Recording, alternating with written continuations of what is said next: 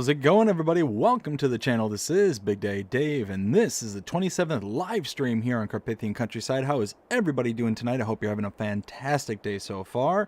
We have got a lot to do here tonight. As you can see, the silage is done. We left off right, we're picking up right where we left off on the last live stream. It's done fermenting, it's done its thing, and now we need to get going on getting this sold and figuring out what to do from here. So let me go ahead and read through some of the chat here. We've got Philippa Thompson with hi everyone, and how is everyone today? Doing fantastic, Philippa. How are you doing today? Hope you're having a fantastic day so far. And she also says hi to Ken. Then we have Ken says hi to everyone. Ken, how are you doing tonight? Hope you're having a fantastic day so far. And before I read any further, I want to give a huge shout out to Ken. Ken had a bit of an event here recently, and he has been a mainstay here in the community for BDD gaming for quite some time. So I wanted to take a moment to give him the shout out and letting him know that we're thinking of you, Ken. We want you to get better very soon. Stay strong. And just hang in there, bud. It's going to be a rocky road right now, but we have faith in you.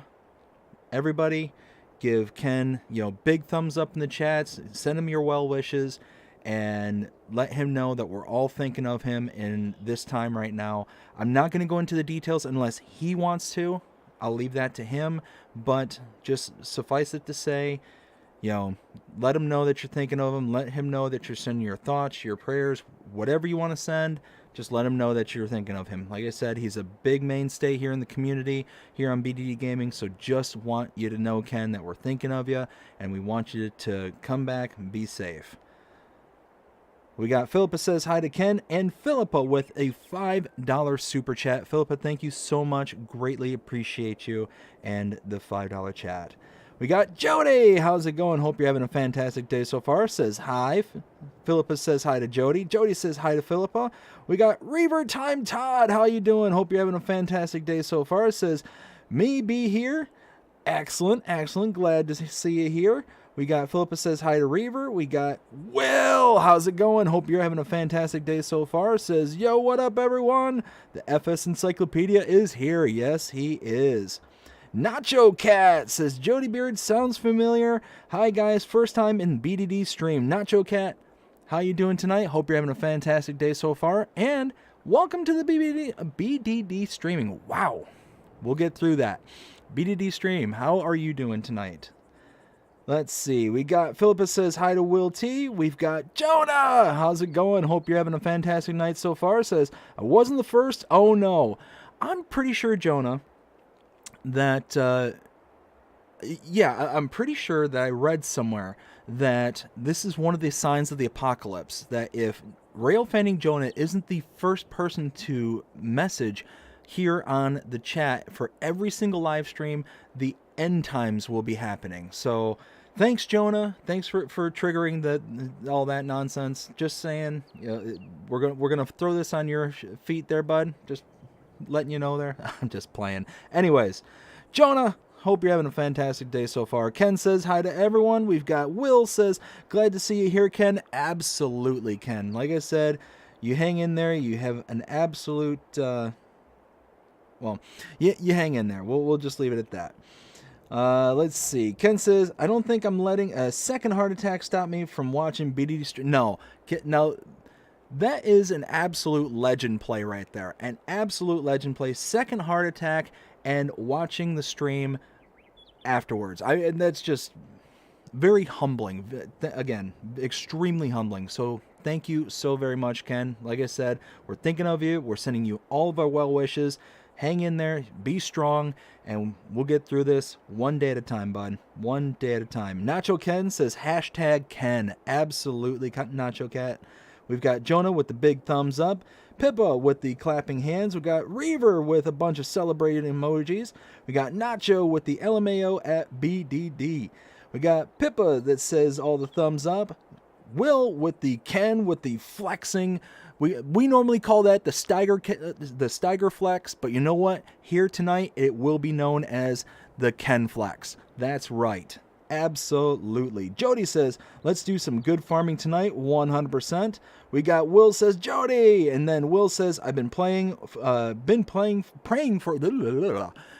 for you, Ken. Let's see. We got Jody says, Ken, I think it's supposed to be Ken get better soon. Absolutely. 100%. Now, we're all caught up in the chat so far. Let's go ahead and get this. Let's get all this silage out of here. This is over, what was it, 2 million liters if I'm not mistaken. So we're going to just pick all this stuff up. We're going to throw it in this trailer here, and then we are going to, look at, I love it. I love this trailer. Was it Bradford? It might have been Bradford who was telling me about this trailer and having like 5 million liter capacity or some ridiculous number. And you know what? I love it. I absolutely love this thing because this thing, I mean, just being able to come in here and just get the job done is going to be an absolute treat. So we're just going to start on one end, I guess, and just start pushing our way in. Look at this. Holy smokes. This thing is just going to eat its way back there. It's like Pac-Man. Wonka, wonka, wonka, wonka, wonka. Look at this thing. It's ridiculous. 2%. We're already at 2% of this trailer full. Oh my goodness. Oh, come on. Come on. Push, push. Get in there. Get in there. There we go. No. We're having to like force it up into the bunk just to kind of keep it to churn along. Here, let's do this. Let's get in here. There we go. There we go. I want to get all 2 million liters out of here so that way we can sell it off, make a whole bunch of money. I mean, what? We're talking about $300 per 1,000 liters. It's not going to be like much relative to what we have in here, but 2 million liters for all 3 fields that we harvested. What is it? I think it's like $300 per 1,000 liters. Yeah. 300. Where is this going to go? This is going to go to, no, this is going to the biogas plant, but that's not going to hold everything. So we're going to go first to the biogas plant, fill it up as much as it'll take, and then we'll go to Jenny Oldstein's farm, which is down in the south portion of this map.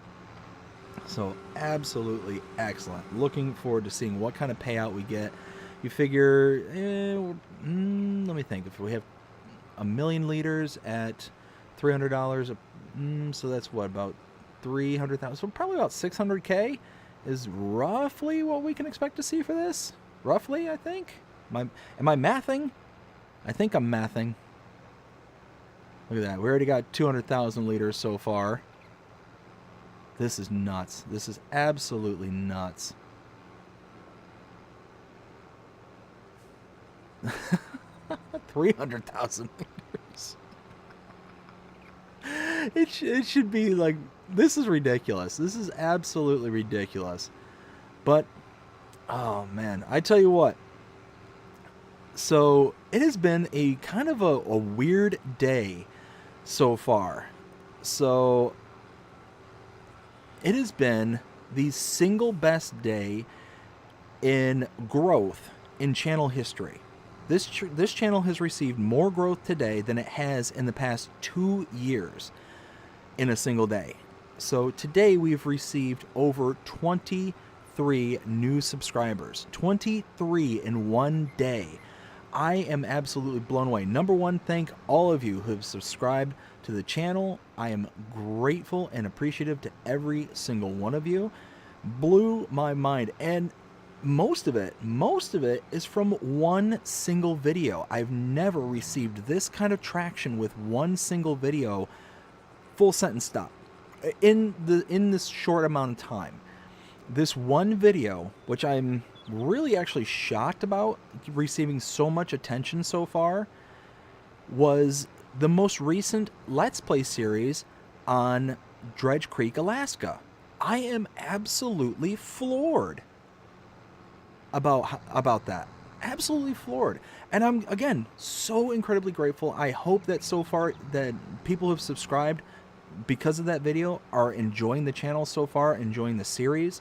We've only got one episode out, so not much of a series you're going to enjoy at this point, but we're going to get there. We're going to absolutely get there. And yeah, just absolutely just blown away because, like I said, it's been up for 2 days. At this point, officially be up for, let's see, 2448 plus carry the 2. We're talking about 50-ish hours it's been up online, and in that amount of time it's received almost 2,000 views. I think it was, last check, I think it was like 1,800. That is the biggest push I've ever seen for a Let's Play series that I've done up to this point. And I'm just thrilled. I'm absolutely thrilled and thankful, like I said, to each and every one of you out there. So again, from the bottom of my heart, thank you all. And I hope you continue to enjoy the series. I've so far really enjoyed making that first episode, and I'm really looking forward to seeing where this series kind of takes us. As I mentioned, though, it's going to be one of those kind of series that it's going to bridge the gap between now and FS25. And when FS25 comes out, that's when we're going to make the jump to it. But until then, I look forward to doing it. Also, for the channel, have recorded the second Let's Play for Grounded. So that should be coming out probably tomorrow is when it'll release to everyone. So it'll be available to members here before too much longer, I think. I just got to edit it and post it, which that series doesn't take a lot of editing or anything like that, so it's pretty quick to handle, which is part of the reason why I started doing the additional content, is it doesn't require a lot of editing, a lot of jumping around and stuff like that. So yeah, looking forward to putting that one out and seeing what people think of that. And yeah, so far it's going really, really good. Let's catch up to the chat here. I think I left off with Ken says, thanks to everyone getting misty-eyed here. Ken, like I said, bud, we really appreciate you here around this community or on this channel here. You've been one of the longest people around. So when I say that, we really are thinking of you. This isn't just to kind of blow smoke or anything like that. This is 100% sincere when I say I mean, me personally, I've been thinking about you ever since I heard everything that was going on. So want to make sure that that we're thinking of you, that you are definitely being cheered for and rooted for. You stay strong, you hang in there, and like I said, we want to hear your progress and make sure that you get home safe and sound and everything works out for you in the end. So like I said, I know you said that there's plans in place and all this stuff for later, so hopefully everything goes great, and we're gonna go from there. But yeah, no, looking forward to having you here tonight, and looking forward to getting you back home soon. Let's see, we got Jody says, how many contracts you got to do? Right now, I have no contracts signed out at the moment. I wanted to get through this, and just one, I was kind of curious and see how long this was going to take. I didn't think it was going to take too long with this specific set of equipment. I was really kind of thinking this would be about as quick as it's going, considering 2 million plus liters. But we definitely got some stuff to do. We actually have to take care of the grass field back here. That's all fully grown in, and actually I think it's in stage 2 of growth at this point. So one of those, we'll probably end up setting our sights on that after here. And depending on how much money that we get, we might make a bit of a purchase. I mean, 2 million liters of silage, that's going to put out quite a bit of money. And on top of that, because we play with the precision farming, we're going to get that environmental score bonus. So we should see pretty good chunk of bonus money on top of the payout. So we'll see how it goes. We'll see what kind of payment we get. Like I said, we're going to have to probably do 2 separate stops. We're going to stop at the... Well, you know what? Hold on. Oh, you know what? We're talking $1 per 1,000 liters. We'll just go down to we'll go down to the sell point. We're not even going to bother with the biogas plant. Not even going to worry about that. That's just going to be an extra trip for nothing. Might as well just make it one stop. Ken says, LOL. Pippa says, you're welcome, Ken.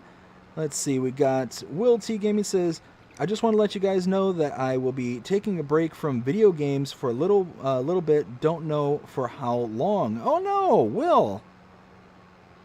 Well, hopefully for no particular reason other than just need to, get some stuff done. But, we'll see how it goes there, bud.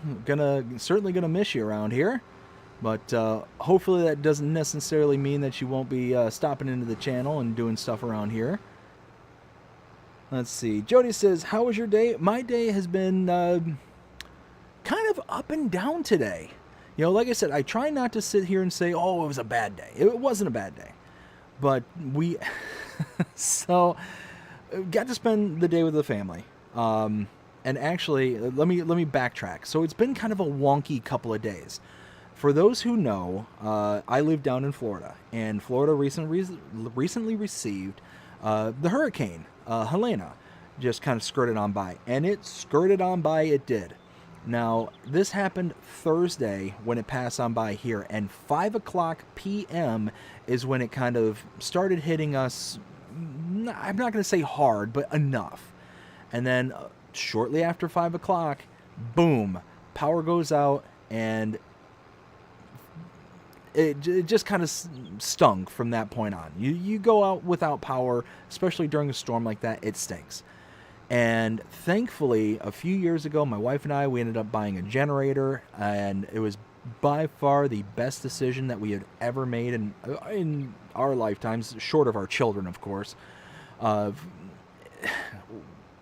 That thing was an absolute lifesaver because the temperature didn't get down below the 80s, even with the rain, the wind, and all that stuff. So it was just one of those where it was hot, it was muggy, and really kind of windy and crummy out. So it was just one of those that without that generator, we would have been absolutely hosed. So the only problem is that it's not strong enough to run the central air, our main unit. But it is strong enough to run the air conditioner for my office, because I've got a split, I think it's called a mini split unit out in my office. And that night we ended up cuddling up in my office. We ended up using the spare bed that we have out there and ended up crashing there for the evening. It was just the only room that we were able to keep cool, and we were grateful for that. Also, we're grateful because we didn't lose any of our food or anything like that, because power was out until late Friday evening. And yeah, number one, I wanted to, send my condolences to all the people that were lost in, I think it was the Panhandle where I was raiding, where several people had perished from the storm surges and all that stuff. So my deepest condolences to them, to the families, and all that stuff. I thankfully, where we were here, it wasn't an issue for us other than a little bit of wind. A little bit of wind, a little bit of rain, and that was about it. It was far enough from us where we didn't have to worry about the storm surge. We didn't have to worry about the major wind and rain and all that stuff. It just kind of went on by. But it just knocked out power. That was the worst thing I can say that happened to us. But my wife and I, the morning after, we ended up going out for a drive. We took the kids, loaded them up, and we went out for a drive to kind of look at, everything that happened. We ended up going out towards the beach areas and all that stuff. And let me tell you, I saw with my own eyes people who, they lost it all.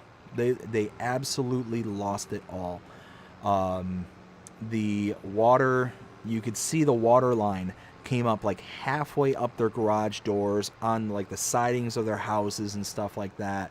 There's tons and tons and tons of damage, and I feel absolutely terrible for anybody who's affected by the storm and all that stuff, and have to now go through and pick up the pieces at this point. So like I said, my wife and I, when we, bought our house, one of the first things that we talked about is, hey, where are we going to go where we're going to be? We want to buy a place that was going to be far enough away to the coast where it wasn't going to be likely where a storm surge will ever, affect us in a negative way.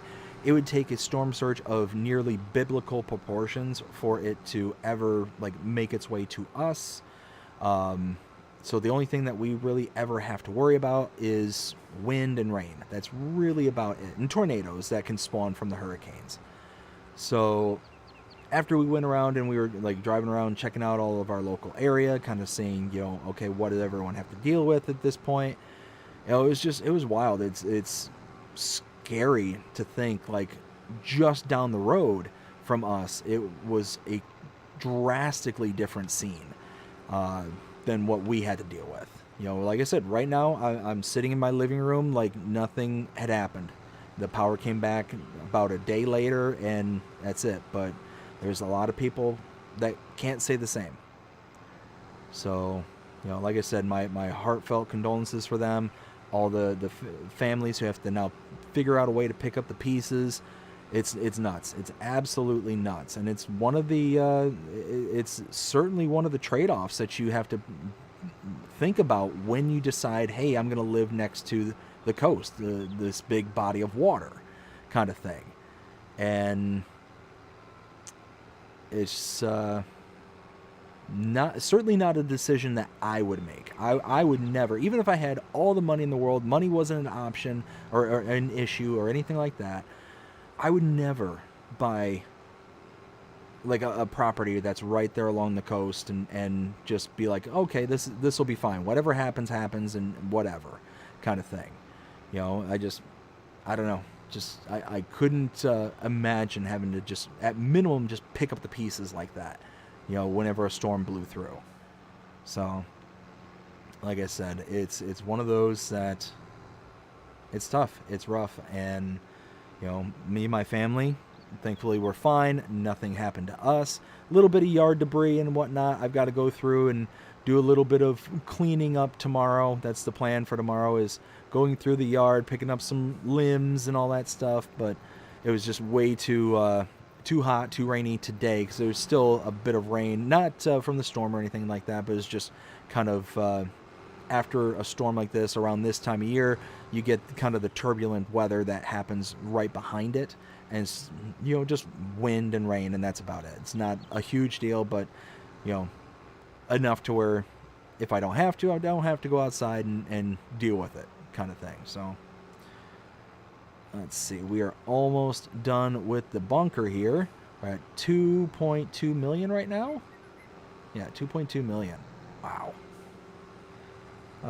Let's see. Where was I?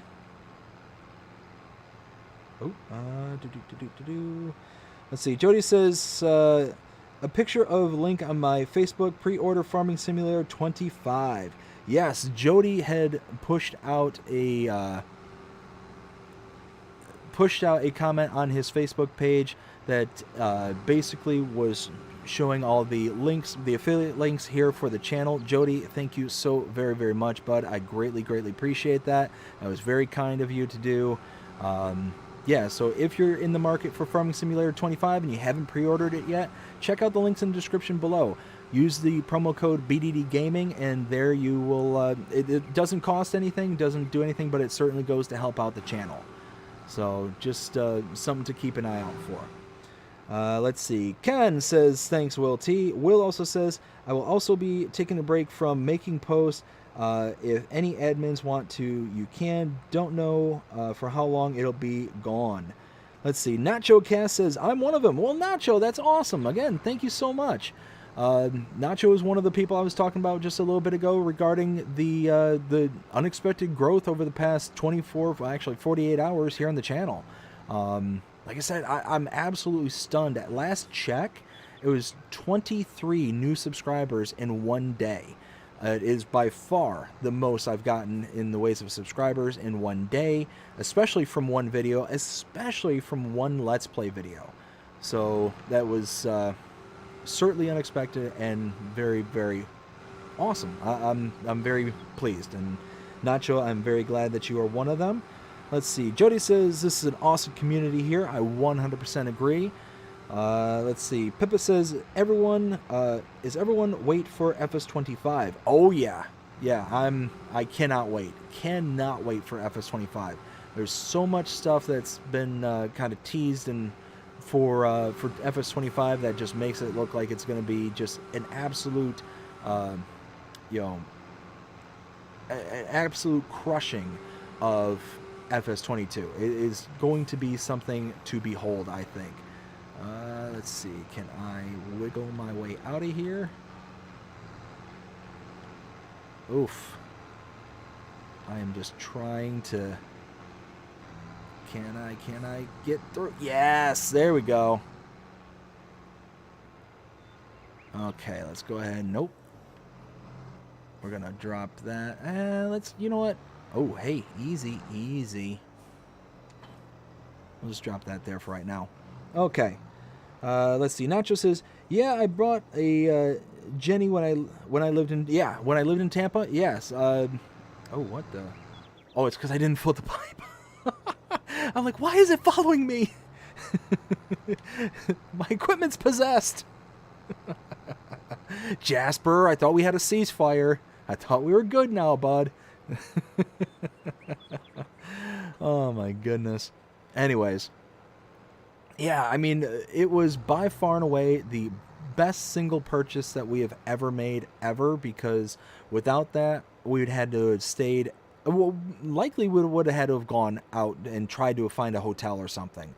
And more than likely, that would have been near impossible. The last time, what the? Oh, there's somebody there.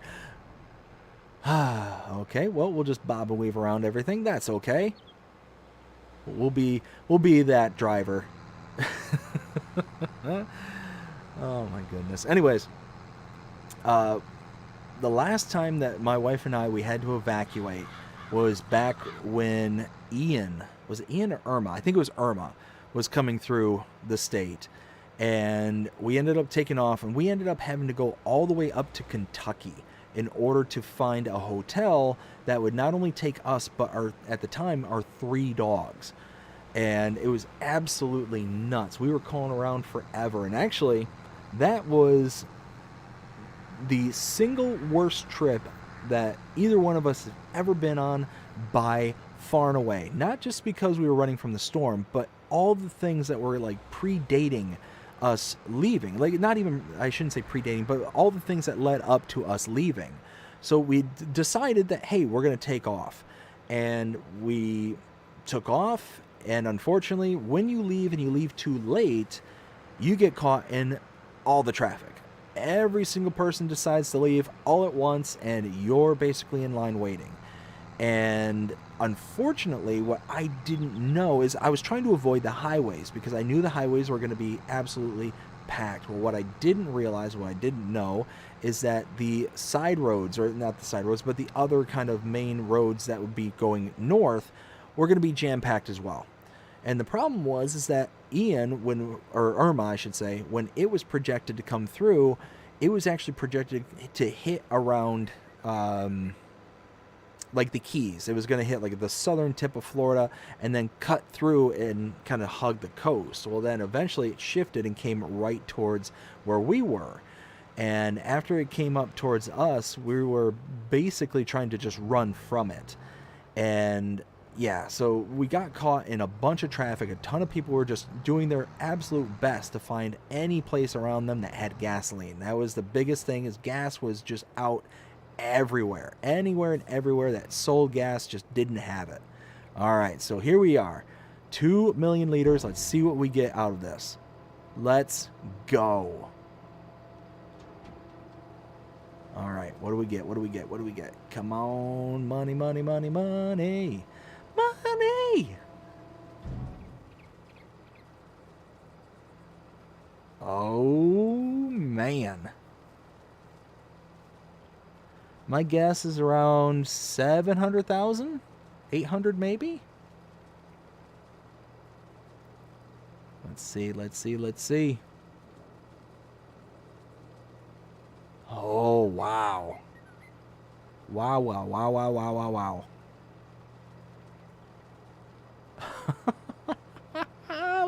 this? Oh my goodness, this is way more than I thought. It might be 900,000? Wow! $826,000 plus a $74,000 environmental score. Whoo, boy, that is $900,000 from just 3 fields, turning it into silage. Oh, man! That was an absolute monster of a payout. I am thrilled about that. I am going to be doing corn silage so much more often. That is ridiculous. 3 fields, and it's not like they're the big fields or anything like that. I mean, they're decent, but they're not huge fields. They are just a few acres apiece. Like, let's see. Hold on. So 16 here is 2.5 hectares. This one here, number 4, is 3.7, almost 3 3/4 hectares, and we've got 6 and almost 3/4 hectares. I mean, that's what? That's little over 13, 14 hectares almost. I mean, that's nothing. That's nothing, especially considering this field here is 21 hectares. This field by itself is more than all 3 of our fields combined. That is ridiculous. That is nuts. Oh, I love it. I love it. I love it. I love it. We have over $1 million, and we need to go and spend some money. I'm now thinking that we need to do some upgrades around the farm. We need to start really hunkering down and getting some new tools that are going to make our job and life easier. So let's get this thing back to the farm and get to work. Let's do this. I think the first thing that we need to do, is we need, I think we need a new mower. Yeah, I think we need a new mower, and I think we ought to get the big boy. That's going to be $300,000. That's going to be, scratching the surface of what we got at this moment, but that is going to help us out so much. Could you imagine the last stream we did? We had a bunch of hay that we had to do. It was the Field 17 off to the western portion of the map there. Could you imagine if we did 17 with our own mower, and we would have gotten through it so much faster. It took us hours with that little John Deere mower. We can go ahead and sell that mower off, and we can go from there. Oh man, I'm excited. Let's see. Let's see. So what we'll do is we'll get back to the farm here, and then we'll go ahead and we'll go ahead and read off the chat. But so when we were driving up and trying to get out of Hurricane Irma's path, what I didn't realize, because everyone was looking for gas, if they found a place that had gas, people were lining up for miles. And this isn't figurative, this is literal miles, just to try and get some gas. It was that bad, and it got so bad that it was actually blocking off parts of the roadway. And my wife and I, we sat in traffic for hours trying to just get past a gas station just north of us, and we ended up almost running out of gas. We almost ran out of gas. We didn't even make it out of Florida, and we were basically pulling in on fumes. We hunkered down for the night in a gas station parking lot because they absolutely promised, like, oh yeah, we're getting a delivery of fuel. It's going to be here at 6 a.m. and then you'll be good to go. And it's like, okay, well, can I park in your parking lot and just park next to the gas pump and just sleep there for the evening? And they're like, oh yeah, absolutely. You're not going to hurt anything, because we don't have any fuel at this time. So it's not like anybody needs to park here, kind of thing. And we literally had only, I think, 30 miles before the car was empty. So I'm sitting there, this is before my kids were born. I'm sitting there, my wife is there, and our 3 dogs are just in the car and just sweating. It is just hotter than Hades, and we are just waiting for the night to end and waiting for the truck to show up. And sure enough, 6 o'clock rolls around, no truck. 7 o'clock rolls around, no truck. So we asked the attendants, like, hey, we were told that y'all were going to get a delivery. And they're like, oh, yeah, it's supposed to be here, but they just didn't show up. I'm like, oh, fantastic, wonderful. So we're freaking out. We're panicking because we're way north of where we are, but we're right where the hurricane's coming. It's going to coming right at us, just in several hours. So we don't know what to do. And I'm calling around, and it's like I'm calling all my friends and family. It's like, call around. This is where we're at in North Florida. Start calling around all the gas stations and ask if they have anything. They have premium, they have mid-grade, do they have a regular, whatever. Find something. Find something that is within our area, because we are hosed at the moment. We got 30 miles. That's it. And they're calling around. And finally, I ended up, starting driving, or I called, and there was a Love's gas station. It was up on I-10, way, way north. And they're like, oh, yeah, we've got tons of gas. We received a delivery this morning. Go ahead and come on up. It's like, we'll be there. It was 28 miles away. 28 miles. I'm like, oh, man, one of two things are either happening. We're either going to be coasting it on fumes, or I'm pushing it the rest of the way. That's what's going to happen at this point. And as we end up turning off the main road, we end up going on this side street. And on this little side street, I just so happened to notice a gas station. It's just a little rinky-dink of a gas station. It was very, very small. It was like a little marathon station. And I see people there, but I'm sitting there thinking, it's like, wait a minute. This is way too small for this to have diesel. It's way too small. There's no way there's diesel here. So I'm like, they're pumping regular gas. So I pulled in. This is like 5 miles down the road where we were. And sure enough, they had premium. I'm like, oh, score. I filled up the tank, and we took off. We rode the rest of the way. We had air conditioning at that point. We had everything. Oh, my goodness. It was one of the scariest things I'd ever gone through in my entire life. I wouldn't wish that on my worst enemy. It was that terrifying to think, oh my goodness, I've got my wife here, I've got my dogs here and we might have to sleep on the side of the road and wait for this hurricane to just kind of throw us around, kind of thing. We were just absolutely panicking at this point. And I'm doing my best to keep my cool, but I'm sitting here thinking, it's like, oh my goodness, what do I do? What do I do? And we got lucky. We got extremely, extremely lucky. Let's see. Mowers, we want this one right here. The Chrome Big M, $380,000 with the big motor in it. It's going to be $400,000. No, don't want dualies.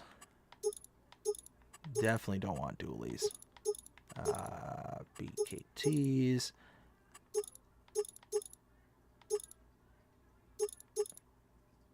Let's go with the chunky BKTs. Why not? And we will purchase that for $400,000. Oh, yes. Love it. Now, the reason that I want this one specifically, is that it's got the PTO in the back, so we can hook directly up to our, don't tell me, baler. That's the word I'm looking for, baler. Can hook directly up to it, and then we can rock and roll from there. So yes, that is what we're going to do. We're going to hook up to our baler, and we're going to start baling that back 40. Not 40, but you know what I mean. But yeah, unfortunately, that was only the start of the trip. We ended up getting up there, and we ended up renting a cabin. That was the only place I could find where it was going to be acceptable for my wife and I, and having multiple dogs. So we ended up renting a cabin, and it was up in, I think it was around Dansville, Kentucky. It was out in the middle of nowhere. And we had been driving all day. Like I said, our day started at 6 o'clock in the morning. We had only slept maybe 2 or 3 hours from the night before, so it was just a rough night before that. I drove all day from North Florida all the way to about mid-Kentucky, and I'm calling the place. We had been there for Oh, something just happened. I missed it completely.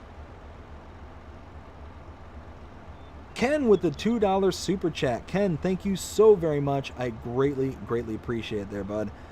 Let's see. So we had made it all the way up to Danville, Kentucky, and we were making it up there, and the place was going to close at, I think, 10 or 11 o'clock. It was pretty late, and we were expected to pull in at like 30 minutes beyond their closing time. And I'm calling the people. I'm like, look, we're running from the hurricane. I'm 30 minutes away. Please, stay open. We're almost there and all that stuff. We get there, like I said, 30 minutes before. There's no cell phone signal, and they're there. They were super, super nice people, super kind to stay open and stay late, whatnot. And they said, oh, yeah, no problem, because we still got to clean up and do all this kind of stuff. So it wasn't like I was inconveniencing them or anything. So they were really cool about it and whatnot. It wasn't an issue whatsoever. So they're sitting there and explaining to me everything and how to get up to the place, because they're like, GPS isn't going to work. You're not going to find GPS. They basically drew you a little map, and you're like, all right, you need to follow this map, and this will get you there. I'm like, all right, no problem. And it's like, okay, well, you go here, you go there, make a right down the road, and then all of a sudden when the road forks, you make a left at the Angel. I'm like, wait, what? A left at the Angel? Yeah, you gotta make a left at the Angel, because the Angel is at the graveyard. I'm like, what? What do you mean graveyard? It's like, yeah, you're gonna make when the road forks, you're gonna want to stay on the left trail, because you're gonna be on the 2-track at that point, and there's going to be a graveyard right in front of you, and there's a giant angel right there at the fork. And I'm like, oh, okay. So wasn't that there was any problem with that, but we had just driven for, I don't know, probably about 10-ish hours, give or take, and going on very little sleep. My wife is extremely stressed out because her family was staying right in the path of it, and it was, I think, upgraded at that point to a Cat 4. They're like, oh yeah, we'll just hang around and not a big deal. Oops, that's not what I meant to do. We'll just hang around, no big deal. And I'm confused. My wife's freaking out because her father, her stepmother, her sister, and maybe even her brother, I can't remember if her brother still lived there at the time, we're all, just big, oh yeah, we're just gonna hang out, it'll be fine, no worries. So she's upset and freaking out, and I know if I say anything about there being a graveyard that we're passing by, she's just going to lose it. She's just going to absolutely lose it. Again, not that she has any problem with graveyards. It was just kind of the sum of all the parts. It was just one of those kind of situations where she was just absolutely done with it. I was done with everything that was going on. So it was just one of those. Hopefully, she falls asleep between then and now, because we're both absolutely exhausted. I mean, I might as well have had a caffeine just directly injected into my veins at that point, because I think that probably would have been a less harsh of a process than the process I was going through at the moment. So one of those where we get there, we get to the graveyard, and I'm like, okay, my wife, she's half asleep. Hopefully we can get past it and not worry. And as soon as we get to the graveyard, we hit a big old bump, and all of a sudden she opens her eyes, and there it is, this giant stone angel that's looking out in front of her, and she lost it. She absolutely loses it. She is just not having it. She's freaking out. She's thinking the absolute worst at this point because of her family down there in the direct path. They're not leaving, the whole 9 yards. And she's basically like, I can't stay. Eventually we get to the cabin, and I'm sitting there trying to figure out how to get into the cabin because the code wasn't exactly working. It was a weird kind of lockbox that got us into the cabin. That got us the key that got us into the cabin. and I couldn't figure out how exactly it worked. And by this time, they had already taken off, so I can't call anybody, and I'm sitting there just fiddling around, and she doesn't want to get out of the car until I get into the house. And I'm standing out there, and it's dark. The only thing I have on me is my cell phone at that time. That's the only thing that's giving me any kind of light whatsoever. And before we even get to the cabin, right next to the cabin itself is this weird kind of building. I later find out it's a pumping station where they pump water, into the houses that are there on the mountainside, because we're on like the mountains. And I didn't know this at the time until later, but so she's sitting there seeing this weird building. She doesn't know what it is. I don't know what it is, and I can't explain what it is. And she's upset and freaking out. She's all huddled into the car. I'm outside. She's thinking I'm gonna, get attacked by a bear or some kind of banshee or something. And I finally figure it out. I finally get in the house, and I start carrying in all the luggage. She looks at me, and she's like, I cannot stay. I'm here. I'm freaking out. I'm like, look, there's absolutely nothing we can do about this tonight. There's nothing that can be done. We have to stay here at minimum tonight. So let's stay here tonight. Let's figure this out, and I will stay up, and I will find us a different place in the morning. So I'm sitting there, and after driving, 10, 12, who knows how many hours. We were on the road for what seemed like forever at this point. I'm staying up. I'm on the internet because thankfully this place had Wi-Fi, and I'm sitting there just trying to find anything at this point that will take us. We find a La Quinta that was just north of us there,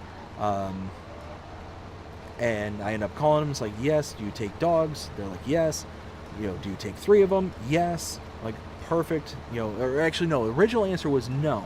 But then I told them, look, my wife and I were running from Florida. We're here trying to get away from the storm and all that stuff. Is there anything that can be done? As soon as I said that we were running from the storm, they're like, oh, yeah, no, that's fine. That's fine. We'll go ahead and make an accommodation and an exception for you. I'm like, oh, thank you. They were super nice about it, super generous. So, yeah, it was absolutely amazing. I went to the checkout the next day, the next morning, as a matter of fact. And once the daylight hit, the place was absolutely gorgeous. It was beautiful, this cabin.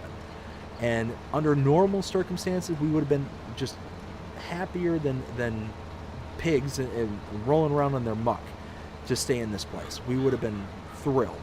But just everything that was happening, no, it just wasn't going to happen at this point in time. So we just decided, you know what, fine, let's just boogie, let's just go. And yeah, after that we went up to the La Quinta, and we were fine after that. Now heading back was a different story, because we hit traffic all the way from North Georgia all the way to about mid-Florida. And wow, I mean, I don't think I've ever been more angry behind the wheel in my entire life. It was nuts. It was the worst experience I've ever gone through, driving wise. So yeah, like I said, wouldn't wish that any of that experience on my worst enemy. It was just absolutely nuts. But like I said, we haven't had to worry about anything with this most recent storm. Just a little bit of power loss, and that was it. So thankfully that was all that happened. And like I said, certainly could have been way worse. We've got to get some of these little straggly bits that we're missing out on. No grass left behind! Now let's go ahead, and what we'll do is we'll pick up all these little straggly bits that we're missing out on. At this point, let's go ahead and fold this up. We don't need to... There we go. We'll need it over there, but right here we don't need the extra wing. Yeah, so there we go. Let's go ahead and drop this back down. So once we're done mowing here, I will take a look and see what's going on in the chat there, because I know I missed out on quite a bit at this point. I mean, look at this. This made such quick work of this field back here. This mower is absolutely amazing. I absolutely love it. And really, we could really make an upgrade. We could get like the quick baler or the quick baler, and then really start breaking out some contracts. I mean, this thing by itself, the way I got this set up right now, this is fine. This is absolutely dandy. I mean, 9 miles an hour. We're going to chug through these little fields here. I mean, we can make some quick work. But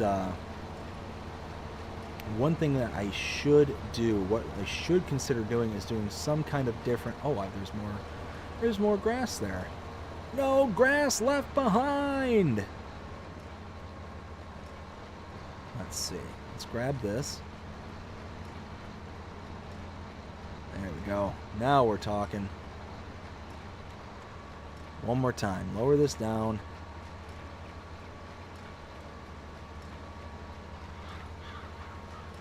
There we go. And zip this up. Now this is the only problem with this specific setup, is that if you've got wide turns that you need to make, it doesn't do well. It doesn't handle those wide turns very well because it leaves behind all these little chunks and whatnot. So, I mean, it's not certainly not the worst thing to deal with, but especially when you're getting like 99% of all the product off the field. Let's see, let's pick that up. Let's do that. And look at that. In one pass, we mowed, we baled. That's done. All we need to do at this point is wrap. So that's awesome. That's a huge, huge time saver. And like I said, in some of these other fields, we can really save a ton of time. This is going to be a huge, huge purchase going forward. So let me catch up with the chat after I park this, and then we'll finish off that field there. So go right here. Something like that. Oh, you know what? That's the one thing that just kind of dawned on me, is that windrower now is practically useless. So the reason that this windrower is useless is, oops, here, let's turn off the lights. Because this has such a wide wingspan on either side, this thing also having a wide wingspan is kind of arched forward towards the cabin of the mower here. If I was to hook up to this and then to the baler and whatnot, the problem is that when you make a turn, because these are kind of pitched forward towards the front of the windrower here, if you make a wide enough turn, it doesn't even have to be a really wide turn or anything. It'll bash into the back of these wings here for the mower deck, and you can't turn. You just can't. You're constantly having to pick up your wings and do all that stuff, and it's just a nuisance. So we can actually sell this off and actually make a bit of money back from this here as well. So that's actually pretty cool. All right, now let's catch up with the chat because I am way behind. Let's see. Nacho Cat says, yeah, I bought a... Oh, I read that already. Ken says, Nacho Cat, can you please send your Jenny my way? LOL. Let's see. Jody says, the storm surge was really bad. It was. It was really, really bad. Like I said, just in our area. And we didn't get anywhere near the worst of it. Nowhere near. But in our area, it was halfway up people's garage doors. Like, you saw, like, garage doors that were actually like smashed in from the force of the waves and the water just kind of pushing up against it, kind of thing. It just kind of like just smashed it in like it was nothing. We saw boats where boats ought not to be, like just kind of out in the middle of the street kind of thing. That was kind of nuts. I mean, there was just tons of stuff that just, it was wild. It was just not something that, even if you live in this area, even if you see this on a kind of somewhat regular basis, you never get used to seeing it. It's wild. It's absolutely wild. Let's see. Will T Gaming says, BDD, I sent you a message. All right there, bud. I'll have to go ahead and check that out here in just a little bit. Let's see. Ken says, by the way, I'm not ready to meet Jasper Kloss in person just yet. No, Ken, absolutely not. No. Not ready. Don't. Like that's actually almost a little too dark there, bud. I appreciate the humor, but I tell you what, man. Oh my goodness. I don't know how to respond to that. Oh my goodness, Ken. Anyways, no. You hang in there, you fight, you stay tough, and like I said, we want you to come home. We want you to be all good there, bud. Ken with all the custom emojis for the channel, greatly appreciate that. Nacho says, I heard like 50 people. Oh man, I haven't even kept up on all the reports and whatnot. I know that there was like 8 or 9 just south of me here in the next county over. So, I mean that to me is just absolutely nuts. Yeah, it's something you don't play. You don't mess around with this kind of stuff. You know, if they tell you, hey, get out, just get out. Your stuff isn't worth it. You can always get more stuff. Let's see. Reaver says, didn't get any storm surge, wind, rain here in Colorado. Well, that's good. That's good that you didn't get any out there. I'd be rather impressed if you did. Let's see. Will says, I didn't have any screenshots, but I sent my top favorite mods from this week. Yes, I got those. I have them chalked up in the queue, and we will show them off after the break here in just a little while. Will then says, is it a map I suggest? Is it a map I suggested? Yes, Will. It is actually the Dredge Creek, Alaska was the one that has gotten all the traction here for the channel. So yeah, that was a good call there, bud. Jody says, you got an awesome channel. You definitely have a good time here when you come and watch. Like I said, I tried to set this channel up, especially these live streams, where we can just kind of come out and have a good time. That's ultimately what this channel is meant for, is to come out and have fun. But these live streams here, I want people to be able to come on, have a good time, and just hang out and be a part of the community. So, like I said, when we've got a situation like what's going on with Ken there, when we got one of our own community members here that's in a bad shape, not even just located to Ken, anybody in the community, we want to be able to come together. We want to be able to show our support and you know, let people know that, hey, we're thinking of you. We're here for you. You know, thoughts and prayers, obviously. And if things need to go and escalate from there, maybe one day we can actually do something like that. You know, we'd be able to actually help out if one of our community members is actually in need. That would be something I would absolutely love to be able to do, is, you know, actually be a force of good. You know, not just be a force of entertainment and a place for people to come out and hang out, but actually be able to make some positive changes in people's immediate life. So one day, I hope that we can get to that point. We'll see. You know, we'll knock on wood. We'll do what I'll keep putting in the effort. I'll keep working hard. Been doing so every single day for over 2 years now for this channel, and I plan on keeping on doing it. So let's keep on keeping strong and doing what we have to do here. Let's see. Nacho says hotels are booked. Yeah, and that's it. Is hotels get booked out really, really quick. As soon as people realize, hey, this thing's coming right at me, they get booked out real fast.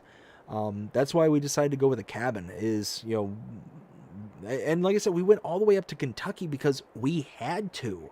There was nothing. There was absolutely nothing. You figure pretty much the entire West Coast in that storm I was talking about was just gone. Everybody just left.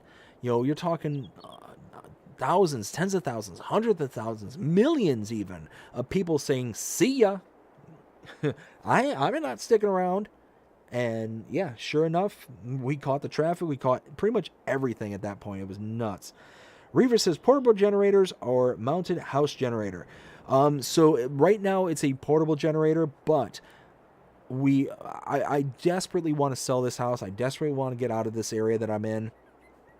And I've convinced my wife that if we're able to do that, if we're able to swing it, that I want to be able to try and get a generator, a whole home generator worked into our next house. Try and get, like, whether it's already part of the house, whether it's whatever. I would want a whole home generator because it's one of those that living here in Florida, it would be extremely, extremely useful.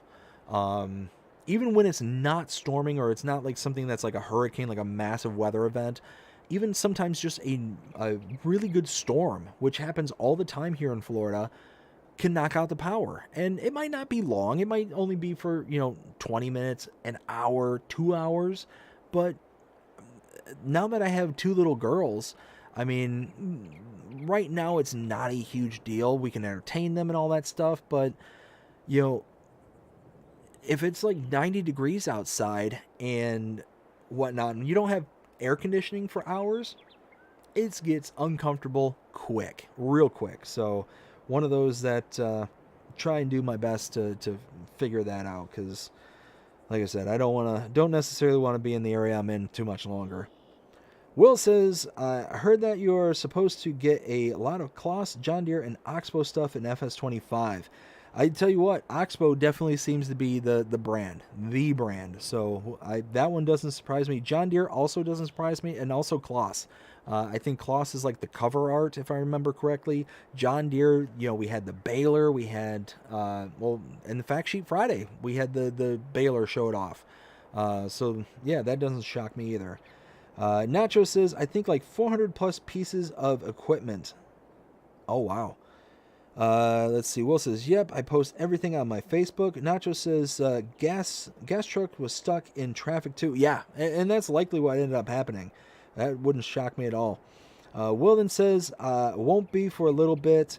Again, Ken with the $2 super chat. Ken, you're an absolute beast. I'll tell you what. You going through what you're going through and then sending a $2 super, that's awesome, man. I greatly, greatly appreciate it. Very, very humbling. David, how's it going? Hope you're having a fantastic day so far. Says, hey BDD, bro, and hey to the BDD gang. Much love to all, and hope we have a good and doing good myself. That's awesome, bud. Yeah, doing really good here. Really happy to be on stream here and able to, just kind of woo-saw from the day. The day was kind of had its ups and downs, but just really, really glad to be out the other side of the hurricane and all that stuff. We're only a couple of days removed here. So yeah, really, really glad about that. Nacho says, hey there, David. We got Will says, I have to be up early getting the U-Haul in the morning. Take care, guys. Have a good night. Oh, that's right, Will. I forgot that you're getting ready to do the U-Haul thing. Dude, well, it's good seeing you here tonight. Hope you have yourself a fantastic night. You stay safe, you take care, and we'll see you again next time, bud. Let's see. Nacho says, I'm in the process of moving to, Will, doing the shipping container thing. Oh, I tell you what, the pod, those pod things are absolutely amazing. Love those things. My dad, when he ended up moving from his place down here, he ended up renting a pod, and he had it for like 2 months. It makes moving so much easier. So easy. You just take your stuff, load it into the pod, and then they ship it out. They can hold on to it for however long you need to hold on to it, and then they deliver it when you need them to deliver it. It's awesome. Then you can just literally post it right up against your front of your house or wherever the door is, and then you just go at your own pace and just bloop, bloop, bloop. You can have it for like a month and just have it sitting there and just doing your thing. It's so nice. It's more expensive than getting a U-Haul and all that stuff, but man, is it worth every penny. Every penny.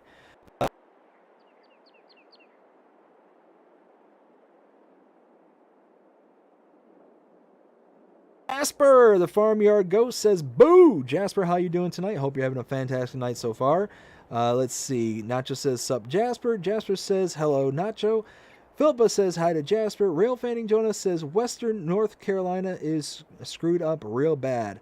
Yeah, that doesn't shock me. That doesn't shock me whatsoever, because as far as I'm aware, it basically kind of took a hook right there in North Georgia and is starting to head out towards your direction.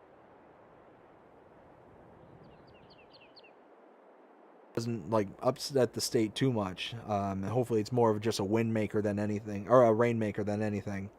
Ken then says, Jasper, don't you come near me. No, Jasper, you stay away from Ken. We've got it all worked out. Jasper is a reformed ghost. He's a reformed mischief maker, so everything's going to be good there. Let's see. Ken says, travel safe there, Will. Jasper then says, don't worry, I won't come near you, Ken. Well, that's good. That's good. So let's go ahead and start wrapping, and we'll go from there. So let's go ahead and grab that tractor. What did I do with that tractor? Didn't I park it right over here? What did I do with it? Oh, jeez. It's way off. I forgot. Oh, that's right. I had the worker take it over here.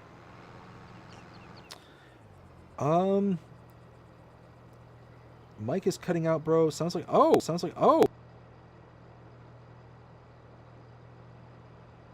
Oh. Yep, that's exactly what happened. Sorry about that. I ended up shuffling my leg, and I must have bumped into the cord. My apologies. Thank you for letting me know, though. I appreciate that. Let's see. Let's go ahead. Like I said, we're going to go ahead and sell off that one piece of equipment. It's going to be, relatively decent price, too.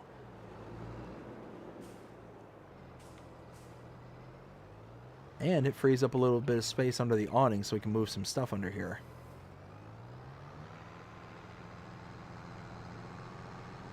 Alright, so we're going to take this up, we're going to sell this off, and then come back, wrap, we'll load these into the storage shed, and we'll go from there. Let's see, we're at 1517, so what is that, 317. We still got a few hours of light. Should be okay maybe to do a contract or two. What contracts do we have? Whoops.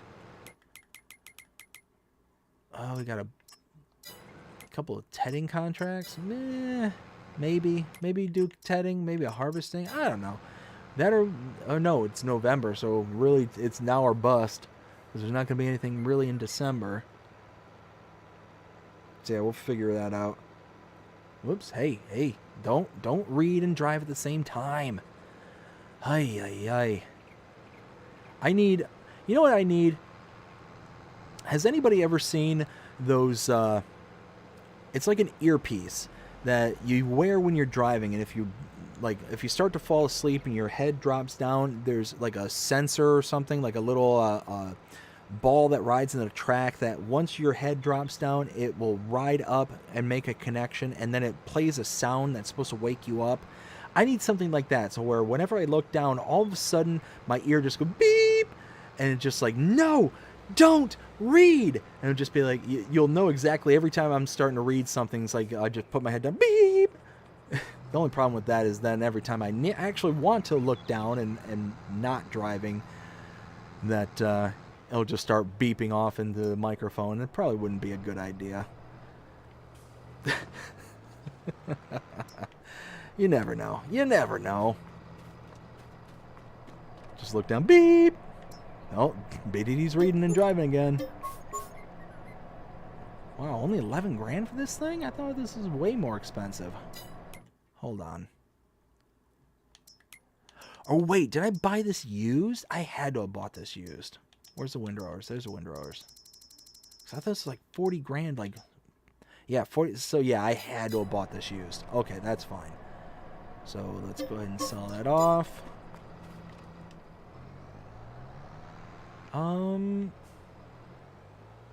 Let's go ahead and repair up the tractor, too. Let's do that just real quick. Let's see, repair. Perfect. Get out of the way! We've got work to do! We got wrapping and silage to make.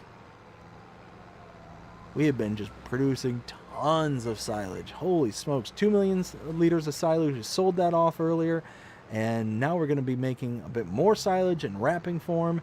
Love it. Absolutely love it. We are getting somewhere now. And really, we're at a point now where we have most of the equipment to be able to do the jobs. So what we need to start thinking about doing is maybe start investing in some... whoa. Ooh. Steiger. Big shout out to Dust Bunny there for the Steiger with the flex. Oh, love it. Love it, love it. So yeah, I'm thinking, do we need more equipment at the more tractors at this point?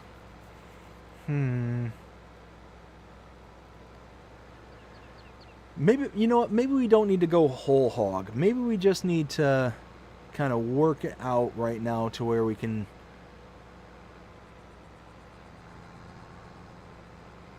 Yeah, nah. Let's be a good boy. Let's be a little bit conservative with our money and hang on to it for a little bit, making sure that we can like really get all the things that we want, or not all the things we want, but all the things we need. So yeah, this works out nice. Let's go ahead and bam.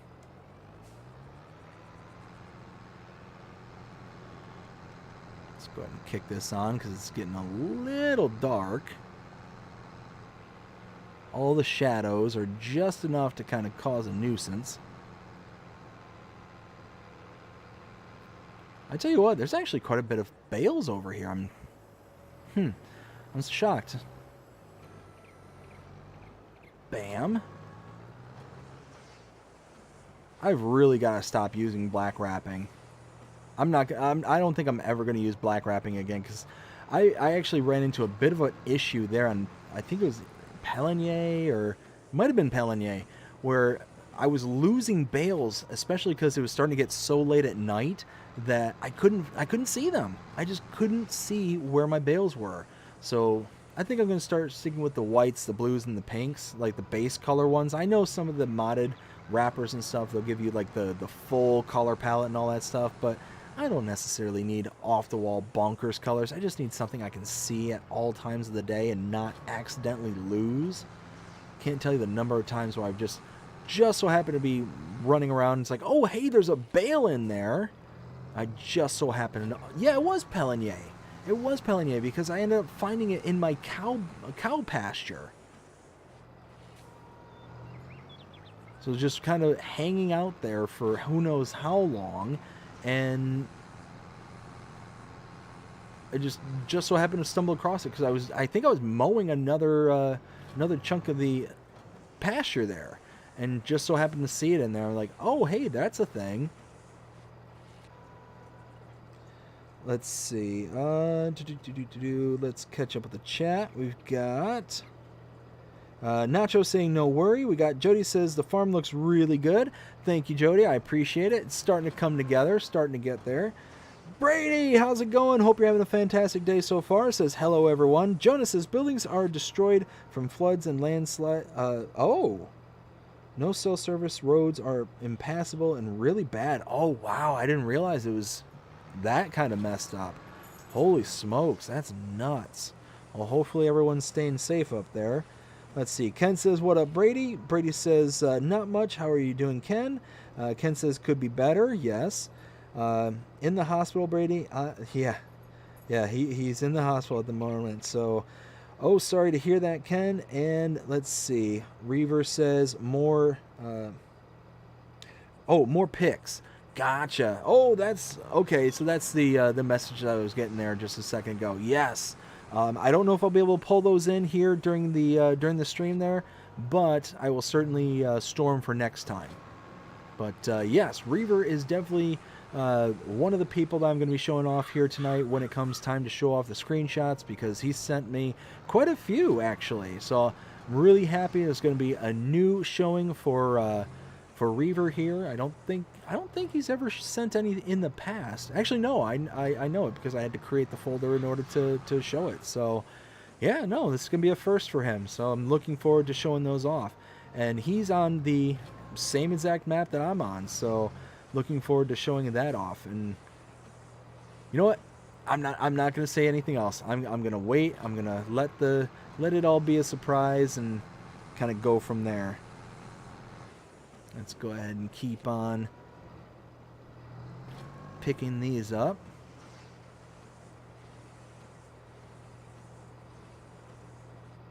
And that's the other thing too, is the color of the wrapping and the dark color of the grass bales is really not enough with this low light situation to be able to distinguish which ones I've touched and haven't touched. So yeah, I really think, you know what? You know what? Yeah, we're gonna go ahead and we're gonna change over the wrapping color. We're not gonna make this future Dave's problem. We're gonna make this current Dave's problem. Let's go ahead and drop that down. We can take this to the shop here at the farm. We'll go ahead and just take care of it. There's no sense in sitting here and kind of twiddling our thumbs no more. Might as well just deal with it. Now, one thing that we can also consider doing... Ooh, that's actually a good point. That just dawned on me. Why didn't I think of that before? We can get more cows.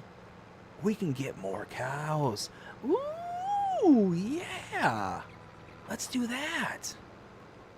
Holy smokes. Why did it take me this long to think of that? Holy smokes. Okay, customize. No, I don't want the rear hitch. I don't care about the rear hitch, but foil coat. Yes. Okay, so this is the one with all the crazy colors. But I don't need crazy color. I don't need galvanized. I just need white. Let's do white. White. Or wait, do I want white or do I want like... That's green. Do they not have like the base colors? You know what? Fine. White it is. There we go. I tell you what, that is something I'm actually really looking forward to doing in FS25 is dealing with the refillable wraps and stuff for the balers, the twine and all that stuff. I'm looking forward to that because it's not something that you get unless you have the mod here, the straw harvest mod, and then it's only equipped with certain balers. So I'm looking forward to that being an option, and it's always something that we can turn off and have the game kind of buy it for us and do all that kind of stuff.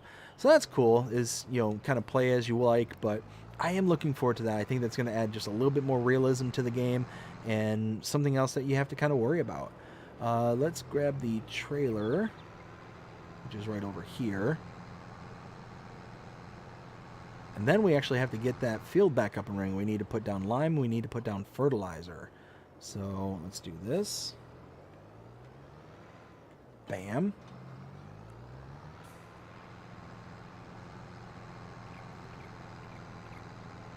All right, so let's see what we get out of this field. How many do we get?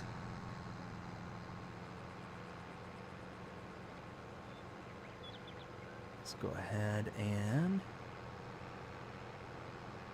Oh, I almost forgot. I had a very interesting thing happen here to the channel. Something I've never experienced before, and it just kind of blew me away. I was actually kind of surprised that it happened. I was actually stolen. I was actually stolen from here on YouTube. I just so happened to discover somebody who stole my channel art, specifically my logo, and my channel name. They're going under like a very similar BDD Gaming, except theirs is like broken up as like B-D- kind of thing. But they just flat out ripped off my channel art and all that stuff. I ended up putting in a notification to YouTube. It's going to go under review and all that stuff. I've never experienced anything like that before. It was actually funny. I was talking to my brother-in-law yesterday, and all of a sudden he's like, "Oh man, how's your channel going?" Because he's always been really super excited about when I started the channel and whatnot, and seeing how far I've come from when it first started and all that stuff. And he's just excited. He's really excited to see that it's doing well. And see, that's what I'm talking about right there. I thought I got all the bales, but I didn't get that one. So we're gonna have to come back with the wrapper and pick that up. Let's do this. Let's go ahead and let's drop this here. We'll go get the wrapper.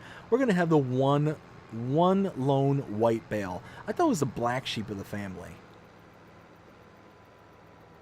Wasn't that the saying? I mean, what's the story here? We're gonna have one lone white bale amongst all these black wrap bales. I mean, what is going on here?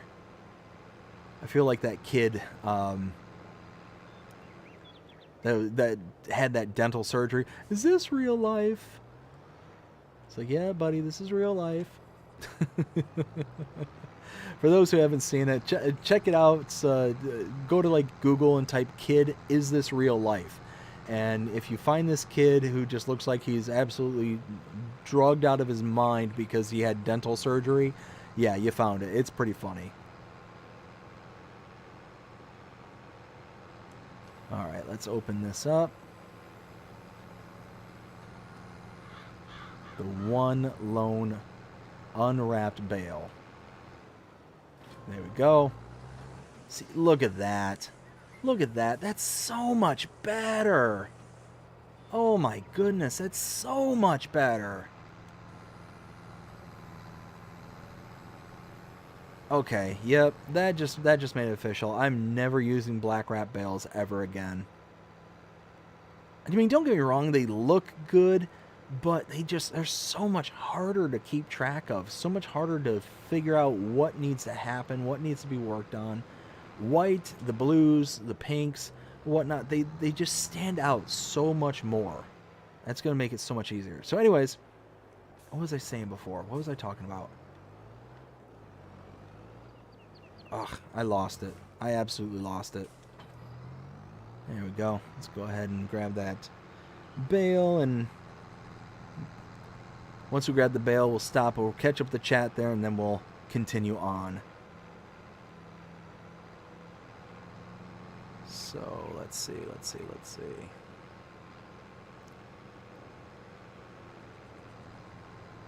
So that's what? That's 1, 2, 3, 4. So 20 bales right there? So 21 bales total? That doesn't seem bad. For this little field? That really doesn't seem bad at all. Boop. One lone bale. Alright. Let's drop that. Oh, this doesn't have straps on it. Really? Okay, well. Oh, I done goofed. I done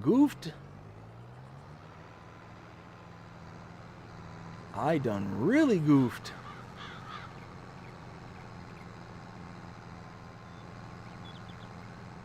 I never knew that popcorn was a thing for bales. But we got all the bales. So, at least that was... this is the only trailer I've ever seen that happen for. I've not noticed other trailers actually do that before. The auto loads? That's... I wonder what's different about this trailer.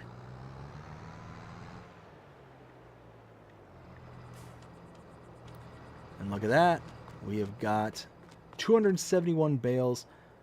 Very nice. Very, very nice indeed. Awesome. Let's park this. Let's get that field back up and running. We'll get it lined. We'll get it fertilized. And then we will set our sights on cows. Let's get some cows. Yes. Okay. So we're going to need this bad boy. All right. Now let's catch up with the chat. So we've got... Where was I?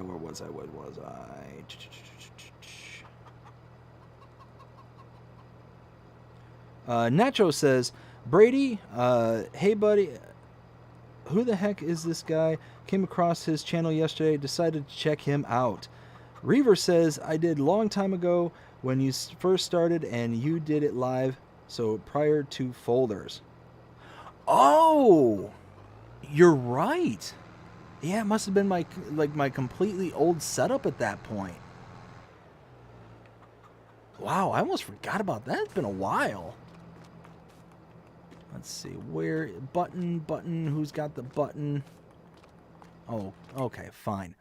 If you're gonna make me activate the button. Okay. Nope, wrong. Is it this one? One of these buttons is gonna work, darn it. Alright, we need lime.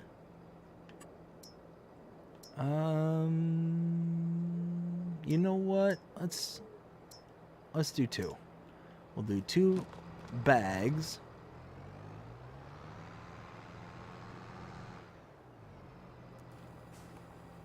All right. So at this point, I just got a word from my wife. She needs a hand putting the little one to bed. So I need to pause the stream here for a few minutes, but I will be right back. And afterwards, we'll pick up on the screenshots and shout outs and all that stuff. So go ahead and stick around for just a few minutes and I'll be right back.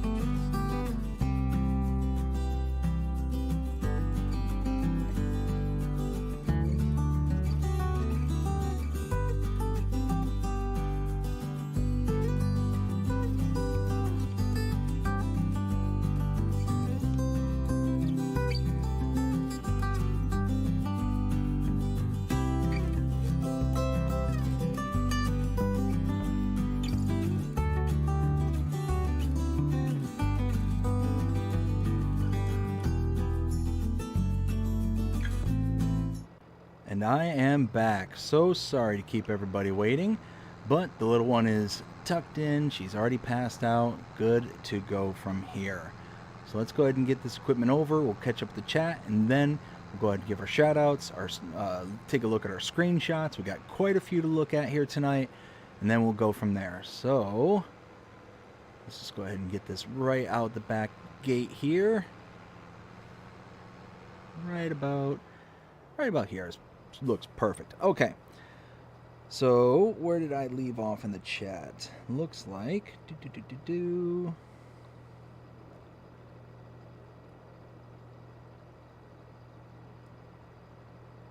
okay. Jody says, how to get some of mods make easier to play.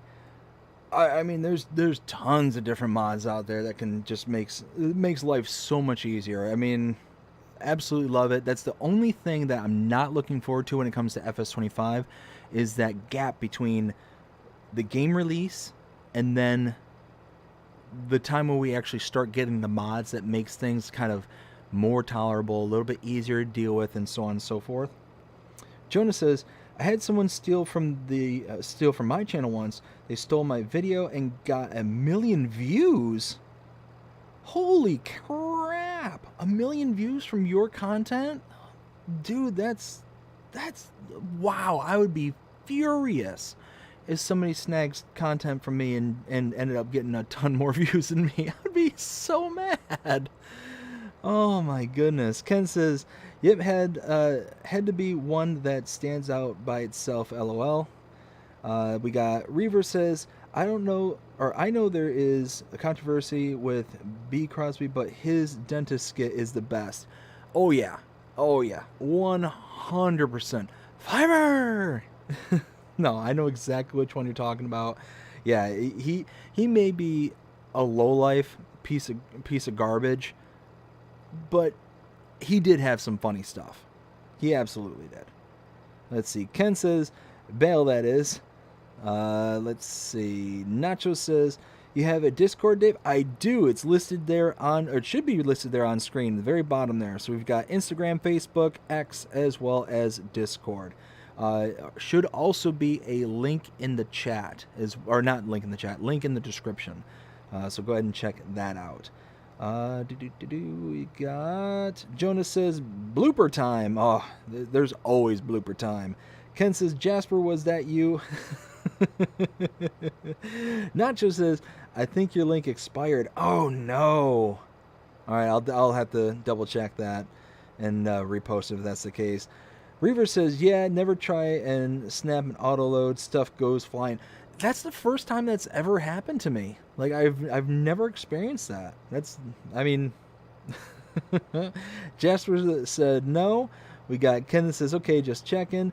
Luke, how's it going? Hope you're having a fantastic night so far. Says, hey there, BDD. Hope your travels are going good there, Luke. Ken says, what up, Luke? As well as he's going the daddy thing. Yes. Luke then says, hey there, Ken. I'm doing reenacting this weekend. Oh, that's awesome. That's gonna be fun. And then all the custom emojis there for the channel. Very, very nice. Now that we've caught up with the chat, let's go ahead and give out all of our shout outs and show some screenshots. So starting with the shout outs, we've got to give shout outs for our tier 2 and tier 3 members. Starting with our tier 3s, we've got Rail Fanning Jonah, Will T Gaming, aka the FS Encyclopedia, Pipe and Paul, Ken Adlam, Philippa Thompson, and Luke Bernie King. All of you are tier 3 channel members, and I greatly appreciate every single one of you. Thank you all so very, very much. We also have a couple of tier 2s. It's gotten a little bit sparse here as of late, but that's perfectly okay. We've got Mark K, Bradford Hambaugh, and Reaver Time Todd. Thank all of you so very, very much for being tier 2 channel members. And if you're interested in becoming a channel member, go ahead and check out the link in the description below, or on the main channel page there is a join button. I think there's also a join button, should be down below as well. There you can get access to things such as custom badges, custom emojis, as well as early access to edited content such as the Let's Play series and channel shorts. All that for tier 1 members starts at 99 cents a month. Then we've got our tier 2s. They get everything I just mentioned before, plus the shout out that you just heard just a few seconds ago, every single live stream. That starts at $4.99 a month. And then our tier 3s, they get everything I just mentioned, plus they get a custom discount code to the merch store, as well as a opportunity to be able to come onto the live streams here with us and be able to hang out, chat, and do whatever it is that we want to do during the streams. So that starts at $9.99 a month. So again, thank all of you so very, very much. I also want to give a huge shout out to all the subscribers, especially the subscribers that we had here recently. Like I said, we got an outpouring of subscribers here today alone, over 20 at last check. It was like 23 before we came out on the stream. We might have gotten more since then. I don't know. We'll have to see here at the end of the stream. Really looking forward to seeing that. I'm absolutely thrilled to see all the growth, and Nacho was one of them. So yeah, absolutely awesome. Love it. Let's see. Luke said, do you want me to send you some pictures, BD? If you want to, Luke, feel free. We can hold. I won't be able to queue them up in time for the stream here today, but I can certainly show them off on the next stream. So speaking of which, and we already mentioned it, let's go ahead and check out the channel merch. We've got a whole bunch of stuff here for the channel and several very satisfied customers, including Rail Fanning Jonah right there. We've got things such as the Team BDD or Team Jasper Choose Wisely. Gonna be a good day. We got Jody, who's also purchased some channel merch. Still gonna be a good day. Absolutely love it. Will T Gaming, who purchased some merch. Back to Jody. I need to figure out why this keeps going back and forth. We got another picture of Jonah here, and according to Jonah, again, this is his words, not mine. Supposedly the shirt controls the weather. Again, his words, not mine. According to him, he was able to go out onto his boat or went out for a day of boating and whatnot, and it was able to stave off any of the approaching weather fronts that they had going on there. So very, very cool. I'm not making those claims. That's what he says. So, Jonah with all the custom emojis there for the channel. Jonah, thank you so much for showing those off. And again, thank you all so very, very much. I greatly appreciate every single one of you. Also want to give a shout out to the P.O. Box. If you are interested in sending anything to the channel, go ahead and send it to P.O. Box 6136, Hudson, Florida 34674. The only thing I ask is that if you send this something for the channel, please include your YouTube handle name so I know exactly who to say thank you to. That's kind of a big thing for me. I don't want something to show up and then not being able to say, oh, hey, so-and-so sent me this and give them a huge shout out. That bare minimum, if you're going to send me something at bare minimum, I want to be able to give you a shout out. So greatly, greatly appreciate that. Now, let's go back here and let's check out some screenshots because we got quite a few to go through. So, Will T Gaming, we'll start with you because it's kind of a little bit different of a vein for Will T Gaming here today. Normally, we'll send us a whole bunch of screenshots for his Alma, Missouri map and his now Alma, Missouri map rebuild. And looking fantastic. Always sends really good high quality screenshots. Now, he just wanted to show off because he didn't have any. I guess he's been really busy. I guess he's getting ready to move and do all that stuff. So he ended up showing me some screenshots of his favorite mods that came out this week. So here are some of those. We have the John Deere X9 series that came out this week by Dints. We got the Lizard Utility Trailer pack by Slooch's Modding, which very, very nice trailer there. We got the Lizard F10 series by Holtz FS and Macaroon. Oh, the Gleaner S9 series by Sid Modding. That is a really sharp mod right there. And then the John Deere 3400 pack by Black Sheep Modding. Very, very nice set of mods. So yes, I 100% love those. We got one photo from Pippa here. Pippa, thank you so much for sending this in earlier. Looks very, very sharp. Doing some nighttime farming. Looking very good. Got a few here from Ken. Looking very good. And I think that's that wide harvester right there. The kind of funky harvester there. Yep, that's exactly what that is. So that is looking really sharp. Got some work here on his farm. Looks like he's towing around the pipe and auger. Let's see. If I remember correctly, I think this is... is this...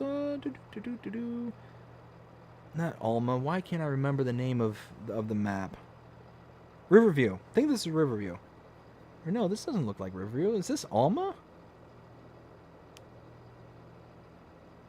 Huh. Anyways. Looking really good, Ken. Looking really good. Really appreciate you sending these in.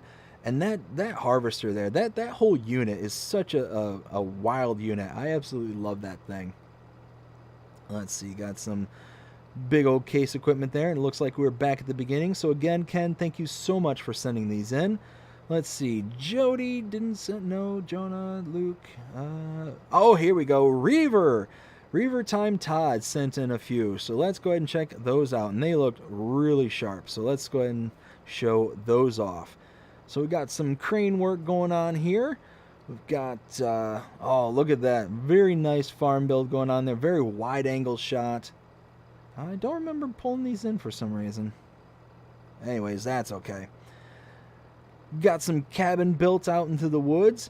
And again, Reaver is also on the same map that I just started my Let's Play series on. It's the Dredge Creek, Alaska. Got the TLX Winter Wolf doing some nighttime running here with some logs. Looks really good. Again, got some more work going on here. Looks like plowing some snow. Got that TLX and loading up with the Volvo loader there. Looking very sharp. Another angle of that. Oh, got the plow going. Yeah, this is looking really sharp. I'm really digging that map so far. That map is a lot of fun. Oh, got some harvesting of trees going on there. Got the big old tree harvester. Looking good, looking good. Yeah, look at that. Got some nighttime tree harvesting going. Oh, getting ready to sell off to the mill pond. Oh, looks like what kind of tractor is that? I couldn't tell.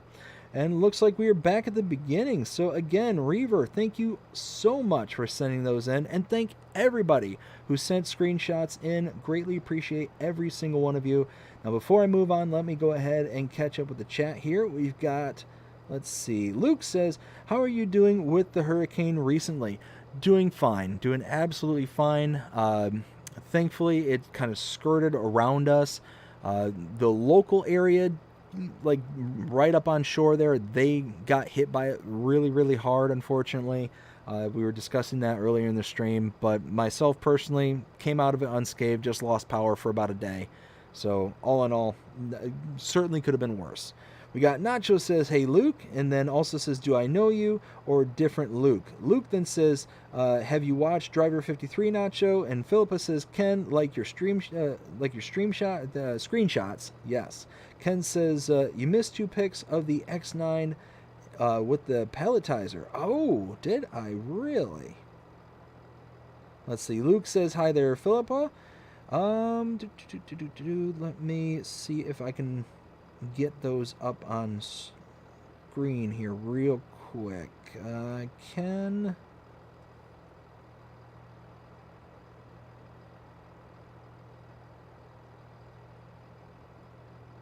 Huh. Yeah, for some reason I don't have those queued up, so I'll have to go through our messages again and just make sure that I get those in. I'll make sure I do that after the stream here, bud. Make sure that that's shown off on the next one. We got Philippa says hi to Luke, and then Nacho says, of course, but you must be a different Luke. You'd know me. Let's see. Let's go ahead and unfold our spreader here. And let's get this field back up to operational. There we go. And, all right, let's do this. Go around here at 14 miles an hour, getting down as much of this lime as we possibly need. Thankfully, we're just maintaining in between growth cycles, so we don't have to put down a lot. That's why I was comfortable with only getting 2 bags. see, Ken says, no problem, BDD. Let's see. There we go. Before we get too deep into the creek.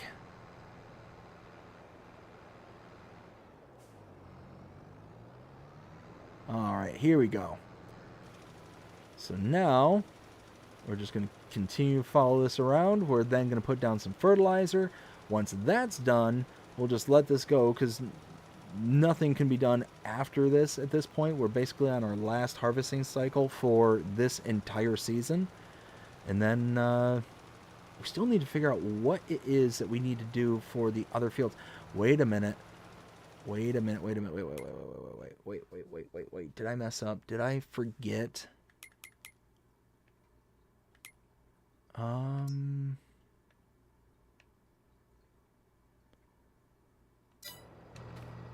Did I forget to put down lime? Yes, I did. I didn't put down lime. I didn't put down... Oh, man. I forgot about that. All right, well, we're going to head back, pick up all of our lime, and go lime the rest of the fields, too. Because they need to be, maintained as well. And if I remember correctly... Was it this? I think it was this this map we were going to do cotton next, if I'm not mistaken, because yes, it's cotton because we can plant in February. So that is the plan, is we're going to plant in February, and that way we can kind of do something new. I haven't done like cotton as a main product, I mean, really in a long time. A long time. So, one of those, I'm actually really looking forward to doing it.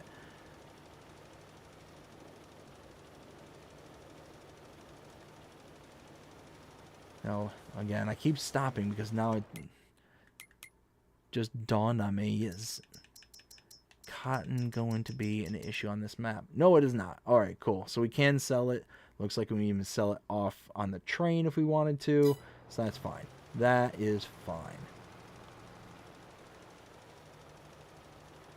So now...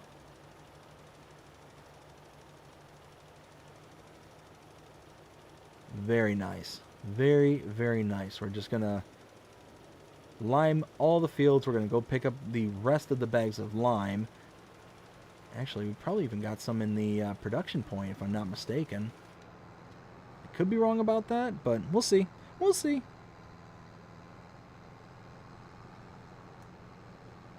Ken says, think it was cotton. Yes. Yeah, it was definitely cotton, because I remember it was a weird planting cycle for February. So it was one of those where I wanted to do something with cotton, but mainly because it was kind of a most convenient time to do it, is going to be the first thing I can plant.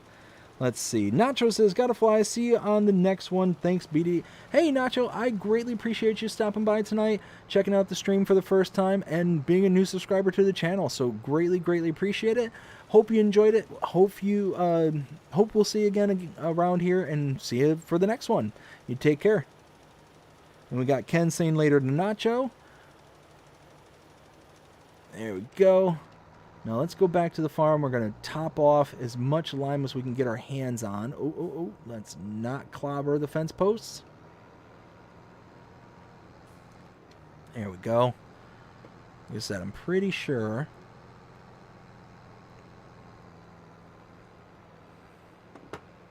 Let's see. Let's go over here. We got quite a bit of manure here, too. There we go. Bam! 15,000 liters of lime. That's awesome. Let's see. Nacho says, get some rest, Ken. Yes, absolutely. Absolutely. You need to kick back, relax. Hopefully we're, having a little bit of fun, but not too much fun. Don't want to...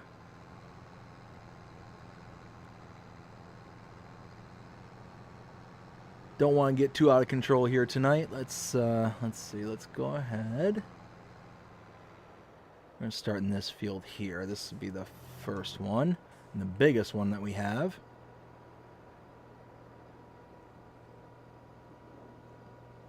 Alright, so Ken says try to nacho. There we go.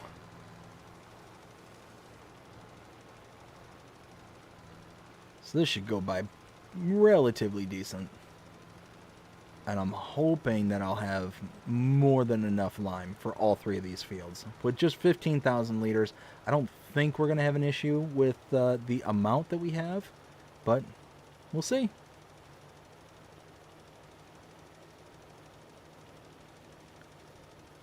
I always forget just how much this thing kind of bounces around the fields.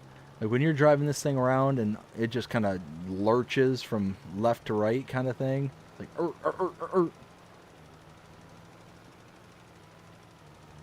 It's like very aggressive. Even though the field should be relatively flat, because you can see it's all kind of, you know, cultivated state and all that stuff. Like the field has been prepared up until this point, so it shouldn't be like so out of control like a plowed field or something like that, and then you're just like boom, boom, boom, boom, boom, just bouncing across the rows.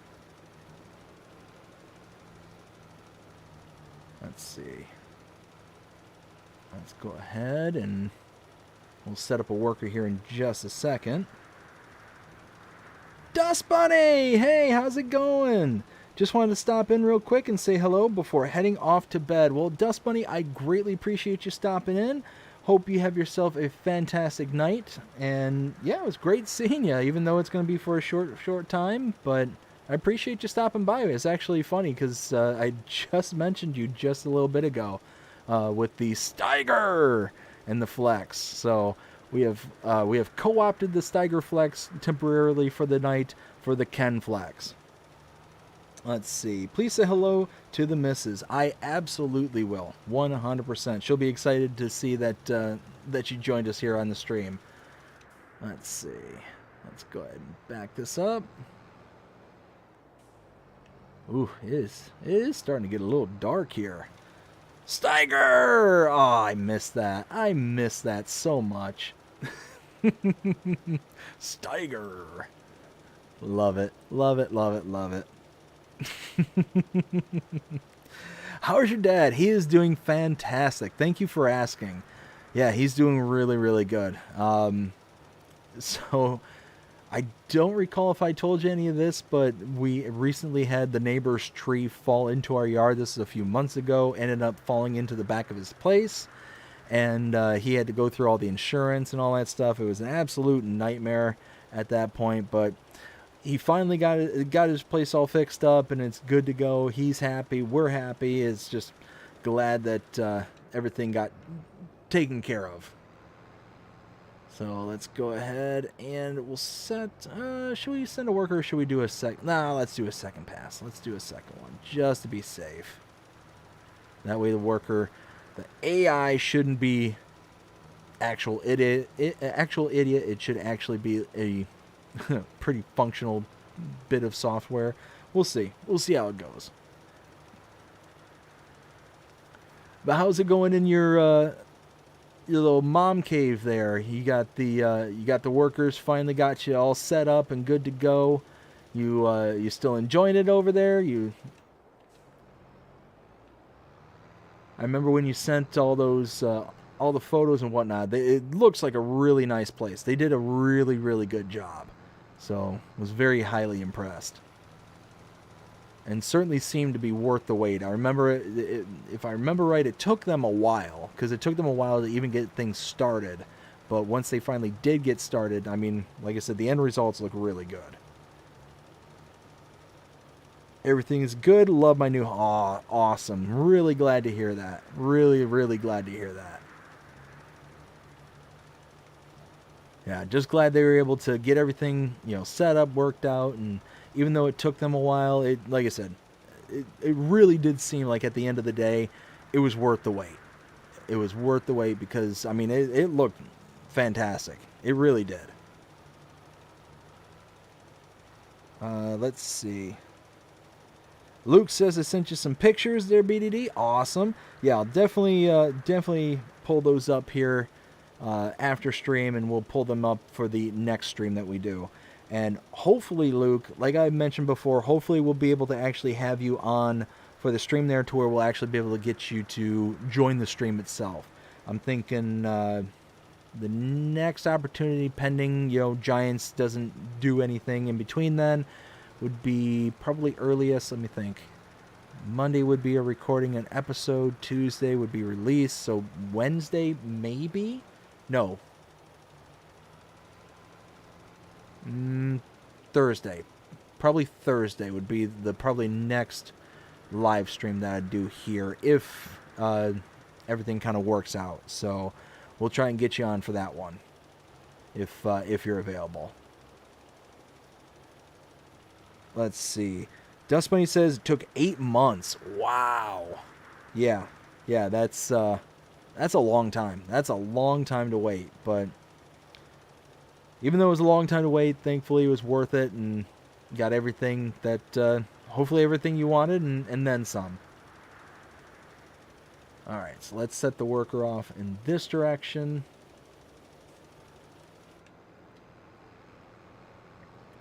Let's see, we'll go, I guess, kind of something like this.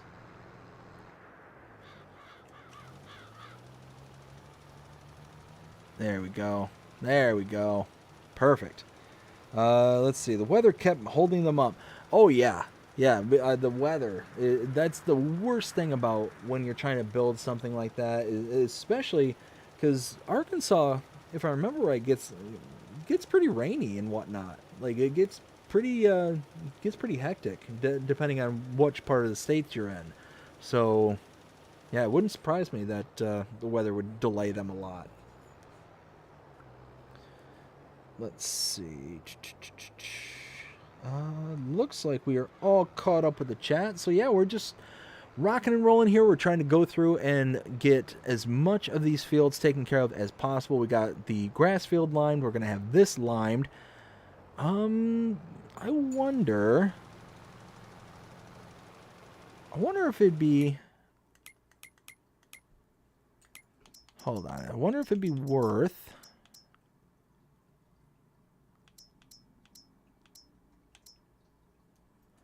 $24 meters. Wonder if it'd be worth me investing in this thing. So we got one of these. The width of these. Oh no, the width does change, but it only goes out to 22 meters and 90,000. So it's really the capacity. You're talking the difference between, I think mine is 15 meters to 22 meters. So you're talking an extra, what, 7 meters. But it's storage. You get a ton of storage, but I need 300 horsepower. So I don't have enough to get that running. So, but this one though, 18,000, it's a bigger tub and a wider spread. Oh, yep. I think that's gonna be it. Let's go ahead. Nope.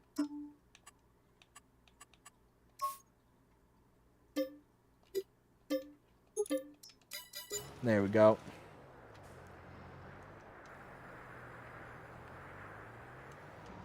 Although I love the look of this lime spreader, I love the way that this thing kind of does its thing.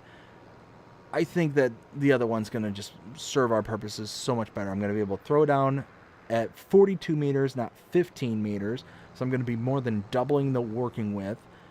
And I'm going to get a good chunk of the money back from the purchase shipping this thing in. So I'm going to have a wider spread and a bigger bucket, a bigger tub. So, yeah, I think all in all that should work out pretty good.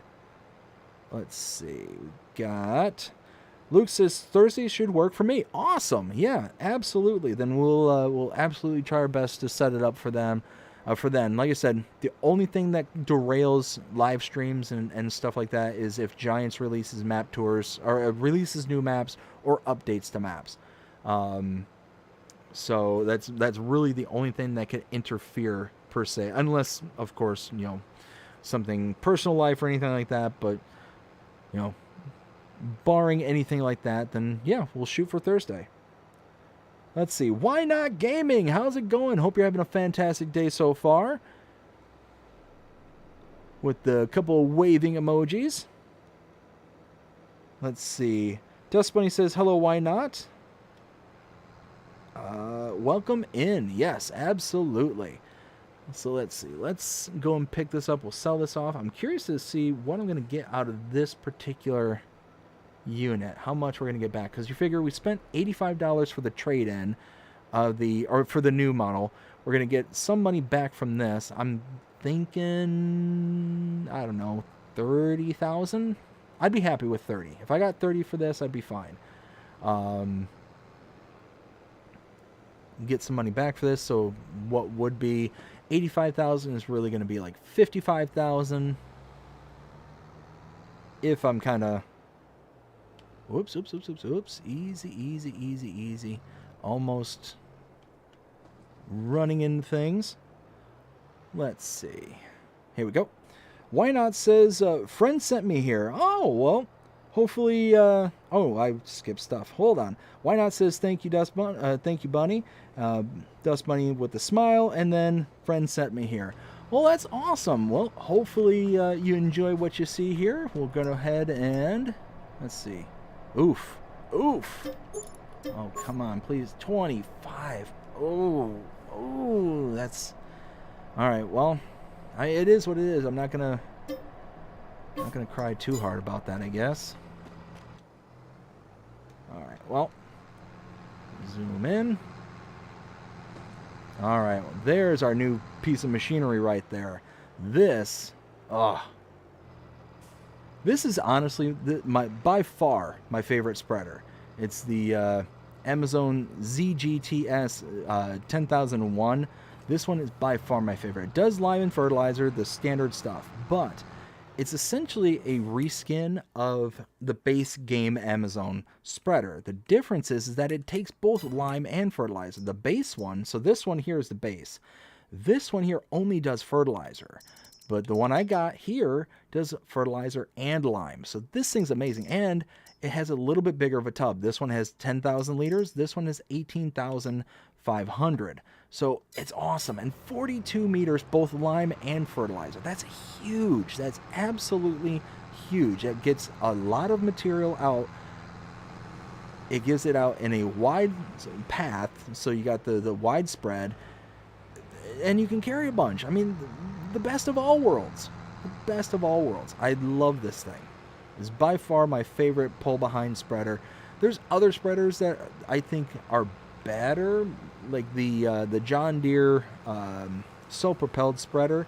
That one is really nice because not only does it have the wide working width, it takes fertilizer and lime, but it also has a high working speed, so you really get to chug around the fields and get it thrown out really fast.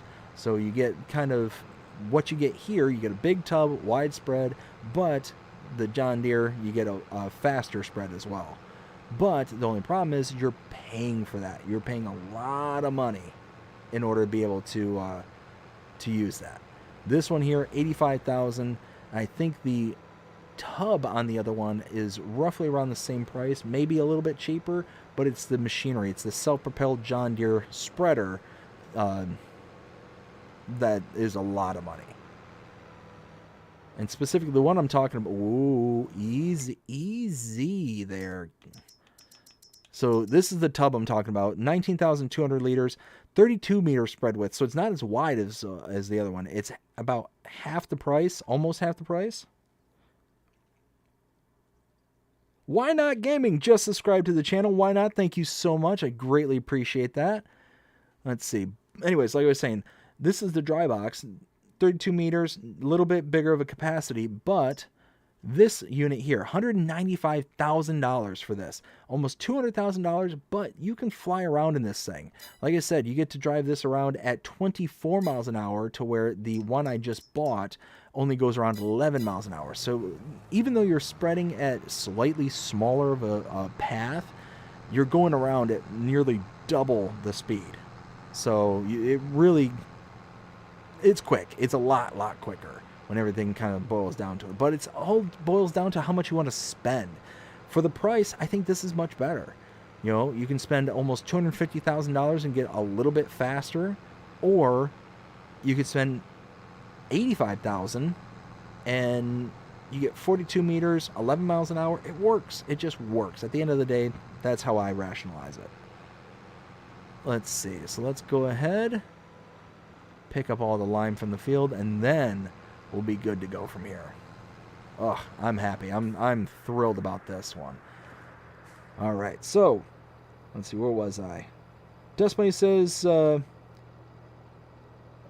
Mr. Why Not, Mr. Luke, and I were watching Mr. Rusty, but his stream ended, so we all came to say hello. I appreciate that. Thank you so much. Let's see. Why Not says True Bunny. Then we got Dust Bunny says, do you know who makes the modded Amazon Mr. Daddy? This one, I'm not sure who makes this one, actually. This is, let's see, the Amazon ZA. I've got my machine right here. Let me see if I can actually look it up just real quick. Let's see. It's the ZA, or no, what was it? ZGTS. Ah, here we go. Ooh, it is by, is that Fib7, FIB7. That's who makes this model. And like I said, I'll show it off here in just a second after I get all this lime picked back up. But this thing, it just works. It works really good. And for the price, it's not that bad. It really isn't. And ultimately, at the end of the day, what we always try and do is what's going to do the job for the least amount of money, especially when you're first starting. Now, yeah, this one's a little bit more extravagant because we do have other options. We got the small Amazon here for $25,000 for $42,000, but again, this only shoots fertilizer. This one here is 18 meters at a maximum, a 14,000 liter tub, but it does both. So this is typically the one that most people will start out with, but it's not even half the price. So you fork over not even double the price. You get almost, well, more than double the working width, and you get the same capacities of lime or fertilizer, and you almost get double the tub. Well, 14,000 liters, so not double, but smallest capacity, you double it. So all in all, this is by far my favorite. Let's see. Why Not says, BDD got another sub and like. I appreciate it. I appreciate it very, very much. That's awesome. I was saying earlier today, the channel is doing absolutely fantastic today. I'm floored with just how much love the channel has received over the past 48 hours. I released a episode on the mod map Dredge Creek, Alaska. And over the past 48 hours, it's gotten almost 2,000 views. I haven't checked it yet here since we've been doing the stream. But it's gotten almost 2,000 views. And it's gotten, let me think, like over 20 subscribers just from that one video. I've never received this kind of feedback from one single episode of a Let's Play in this short amount of time. So it's one of those that I was absolutely blown away. Absolutely blown away that over the past 48 hours it just rocketed like that. So yeah, absolutely fantastic. Absolutely love it. Thank everybody who has come out here tonight, who has hung out here for the live stream, and thanks to all the new people that have shown up over the past 48 hours. Absolutely love it. Let's see. Yeah, okay, so I should be able to get that little chunk that I passed over. There we go. Let's see. We got Dust Bunny says, thank you, Mr. Why Not? And then Why Not says, you're welcome. Let's see. As a matter of fact, let's go ahead and check just real quick.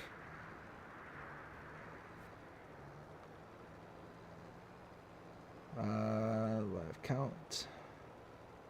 So yeah, today alone, we started at 2,085 subs, and then over the span of the day, we're now up to 2,109. So, I mean, this is by far the single best day the channel has ever seen, ever. This channel's been operational for 2 years now, for a little over 2 years. And yeah, just all of a sudden just seemed like the floodgates have opened. So again, thank everybody so very, very much. I am incredibly thankful and grateful. Holy, where are you going? What are you doing? Come on. What? All right. What do we call the AI around here? We call them actual idiots. And that is yet another example as to why we call them that. Holy smokes. Now, the one thing I will say is because we're spreading at 42 meters, the rate of lime that goes down is quite a bit bigger. So, unfortunately, I mean, we'll see if we're able to kind of maintain it and get through the rest of the fields. I think we're going to be okay with the amount of lime that we have in here. We'll see. Here's hoping. Let's see. Let's go ahead and minimize that. Bring that back up. Ken, actual idiots. That's right. That is 100% right, Ken. Thank you so very much. And that is the epitome of an example. It is just...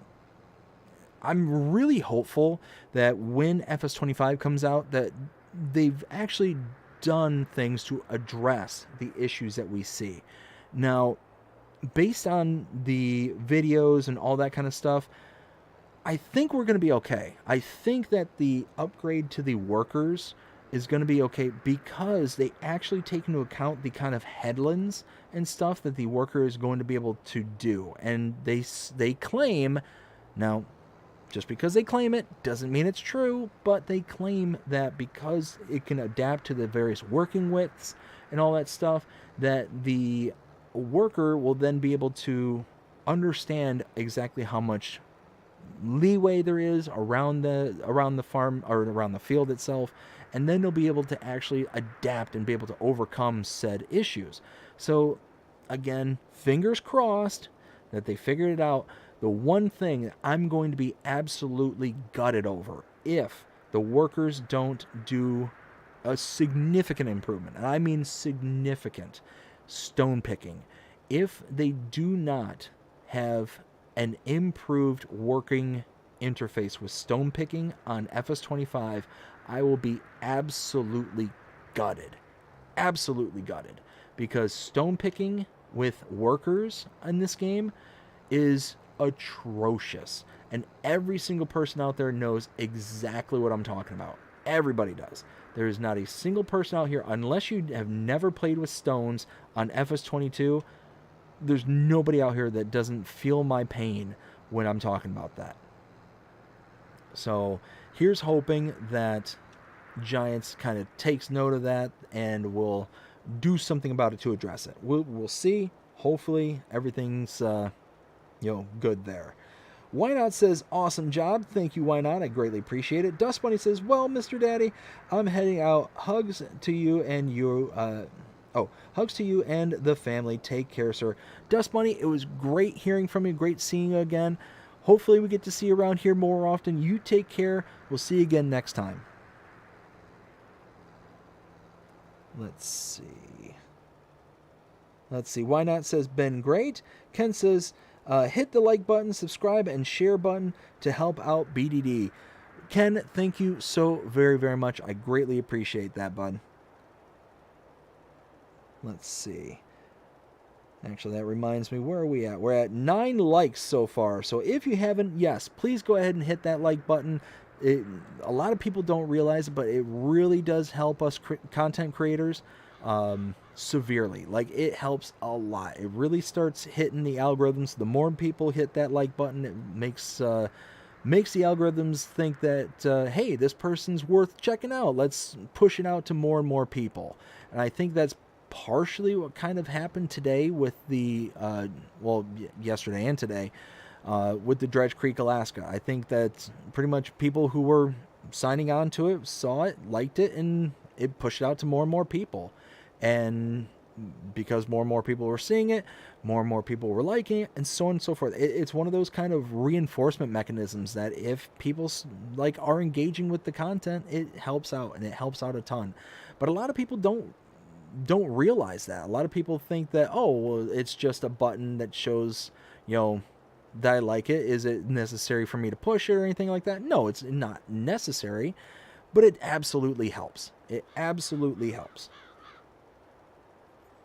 So if you've got a content creator and you want to show them at bare minimum, some love, hit that like button. Because like I said, it goes to help out an absolute ton. Oh, and I see that we got a few more likes in there. So again, thank you so very, very much. Greatly appreciate every single one of you. Let's see. We're going to make our way around this. Probably one headland ought to be enough because we're spreading at 42 meters, so why not? Then we've got one more field to work on, and that's on the other side of town. You can kind of see it through the trees way out in the distance there. We'll get over to it, and then we'll be good. I mean, the only thing we'll have to do from here is spread some fertilizer at the grass field, but that's it. We're not going to have to do anything else for tonight. I want to get through this stuff because once I fast forward into December, that's pretty much going to remove all contracts. It's going to remove pretty much anything at this point. And then we're pretty much at the mercy of the winter time here on Carpathian Countryside. So we'll kind of see how all that goes at this point. But, I mean, we got so much done here today. We had nearly a $1 million silage payout. $1 million. It was 900 some thousand dollars that we got paid out in just silage. These 3 fields that we own, that was corn that we turned into silage. I cannot speak any more highly enough of silage work when it comes to corn. Holy smokes. I was even ignorant as to how profitable that it was. If you take corn and you turn it to silage, wow. Just absolute wow. I'm floored. I am absolutely floored with how much of a increase that we got from just corn to chaff. We had over 2 million liters. 2.5 million liters, maybe 2.6 million liters on just these 3 fields. We're talking less than 15 hectares worth of land, and we got 2.5 million liters. That's nuts. That is absolutely bonkers to me to think that we got that much product off of these 3 fields. I mean, there's absolutely nothing that we could have planted in these fields that would have produced that much in just base crop kind of thing.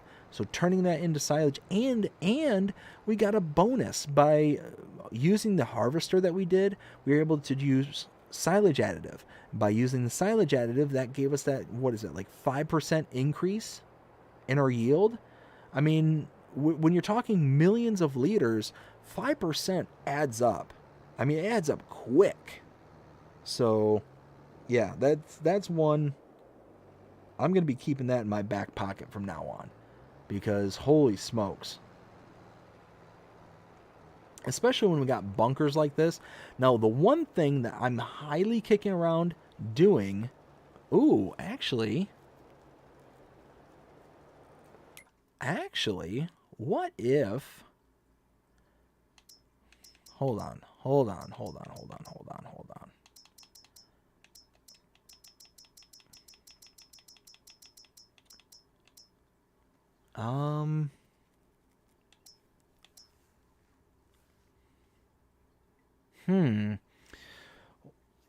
These take chaff. What if we were to purchase something like this?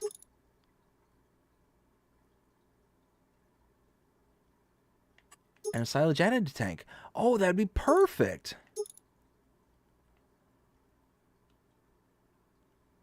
So, wait. Okay, hold on. So what if we did this? Hold on. Let me think. If I plant cotton in February, that means I would skip the planting for corn. But, ooh, okay, now hold on. Okay. What if we were to do corn in one of the 3 fields? So we use 2 for cotton and then 1 for corn. But if we use our harvester, the crone here, or no, the Kloss, I'm sorry, this has silage additive here. So we're going to produce more output of chaff from making it into corn. But if we then take it and wrap it using the Gavile baler here, this one in particular, and use an additive tank here, do we get an extra 5% increase? And make wrapped chaff bales and turn that into silage? Does that then give us a 5? So would we get like a 10% increase in yield at that point? Would we go from like what, 2.5, 2.6 million liters up to maybe 3.5 million? I don't know. I legitimately have no clue. Can you double dip on the silage additive like that? I'm genuinely curious. If anybody out there knows the answer to that question, please let me know, because that might change the entire trajectory of what we do.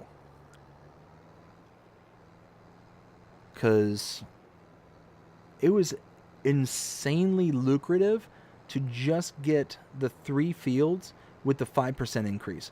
What if we did 3 fields at 10% increase?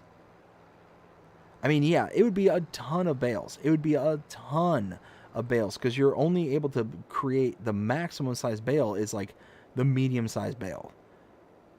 So yeah, we would have tons and tons of bales, but if we could figure out a way to maybe automate,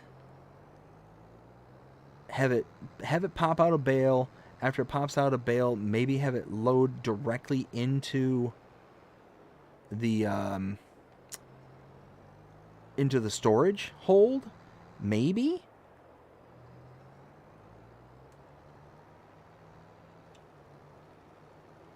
If it could wrap and then load into the bale storage. Oh, that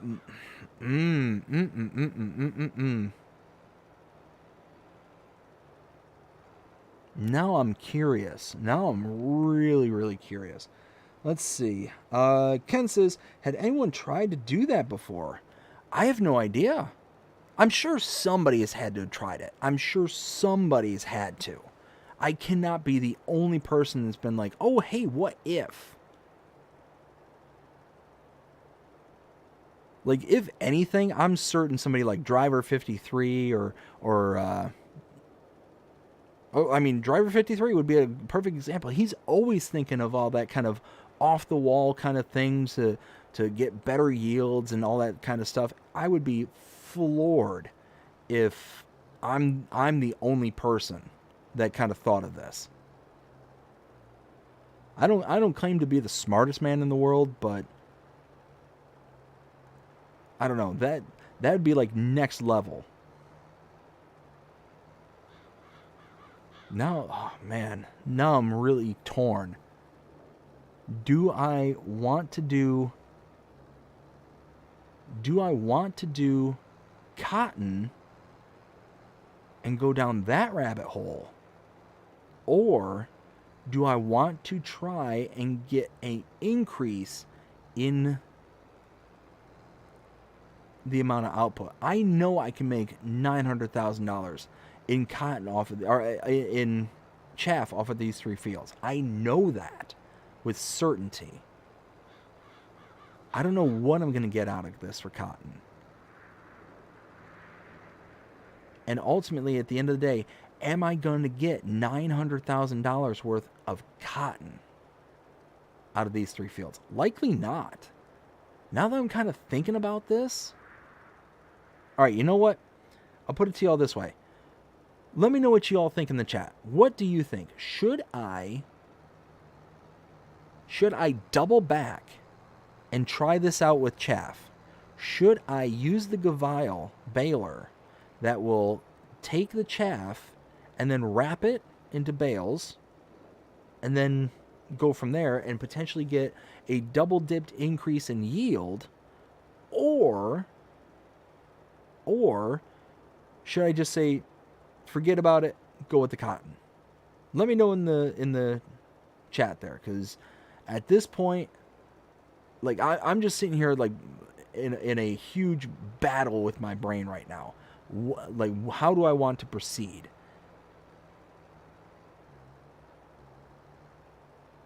Because right now I'm torn. I'm torn with sticking with what I know worked and got me a really good amount of money. Let's see. Reaver says, take a chance and have fun. So does that mean that you think I ought to replant corn? Or take a chance with cotton?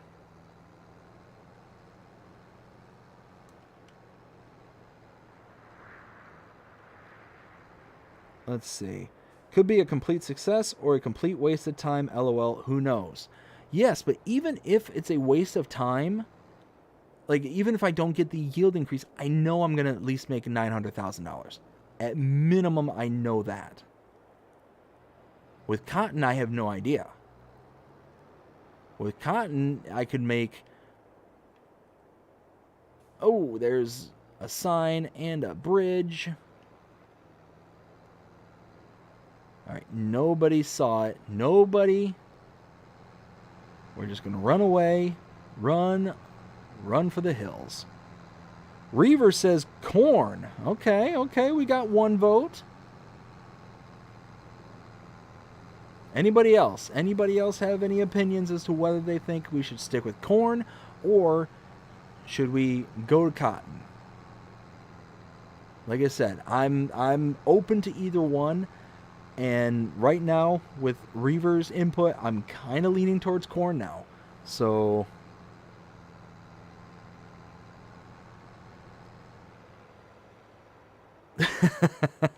and a huge insurance bill. Yes. So that's another good point there, Ken. Should I do something that I know is going to make me the $900,000 so I can pay that insurance bill? I mean, that's going to be that's going to be kind of important. All right. So let's go ahead, get this over. Let's do this. Let's pull this over here. Let's drop these like so. And then we need fertilizer. We only need just a little. Oh, it's this one here. Only need a little bit. We need solid fertilizer, 1 bag. Perfect. Perfect. 1,000 liters should be more than enough. More than enough. There we go. Stop there. Let's see. Jaden, how's it going? Hope you're having a fantastic day so far. It says, any idea where I could find sPlay on Wilhelmina 22? I'm sorry, I don't know what that means. Oh, wait, sPlay on Wilhelmina. Oh, that's a fill type. That's one of the fill types. On Wilhelmina, I'm not certain where to find that.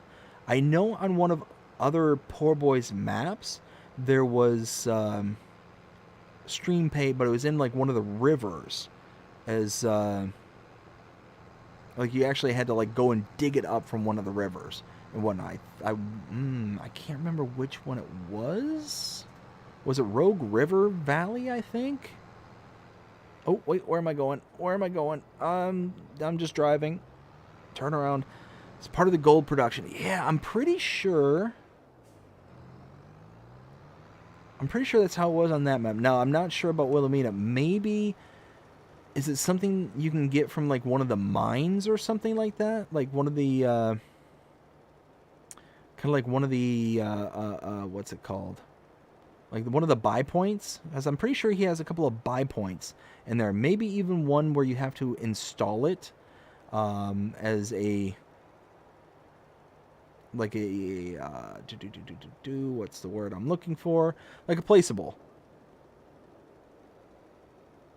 Maybe see if there's like a placeable that's a mod specific to that map for Wilhelmina, and see if there is like a consumables placeable. And if that's the case, then maybe you can get it from there. It may also be a part of another factory, perhaps. Maybe if there's like a stone factory or something like that, maybe that's an output of one of those factories. I've seen Poor Boy do something like that as well in the past, where basically he includes it as a kind of output, as a byproduct, as one of the other factories that you can utilize. So maybe like stone in, and then one of the other outputs is pater out.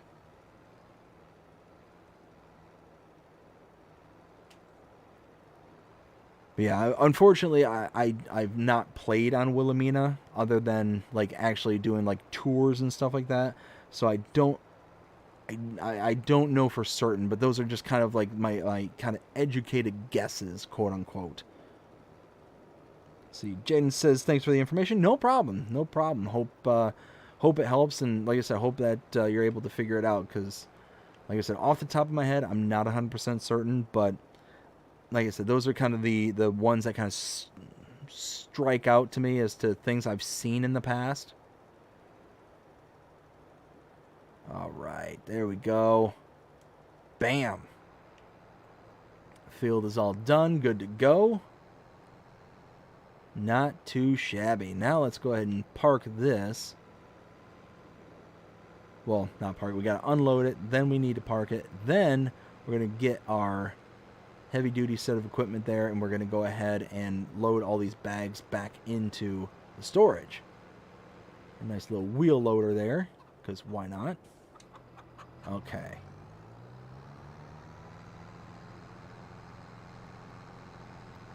Well, got the one empty slot right here. Like that. Like that. Now,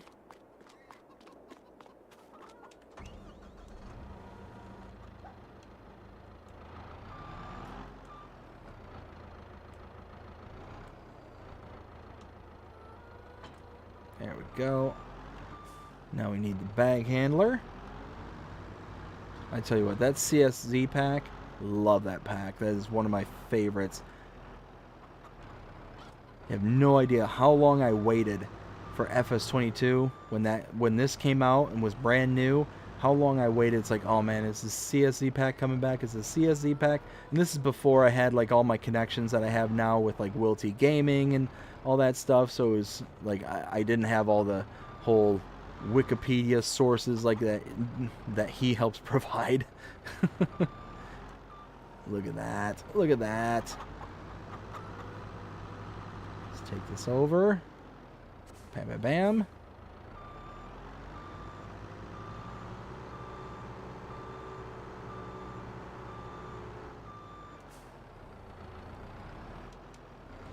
There we go.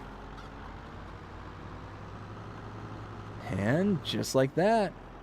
Perfect. Perfect. All right. Well, I mean, we got a lot of stuff done here, but now we want some cows. I want cows. Desperately want some cows. So let's go ahead and do this. Let's go ahead and park this here. So how many cows do we have here right now? Let's see. Reaver says it's the best log hauler as well. Oh, it regards to the Timberwolf, right? 60 cows right now. So we have 60 cows in this barn. They're all different ages. I think we started with 20. And we've reproduced a few times, it looks like. Yes. Yeah, that's exactly what happened. So, should we just go all out and just go with 60? Just buy 60 cows right off the bat?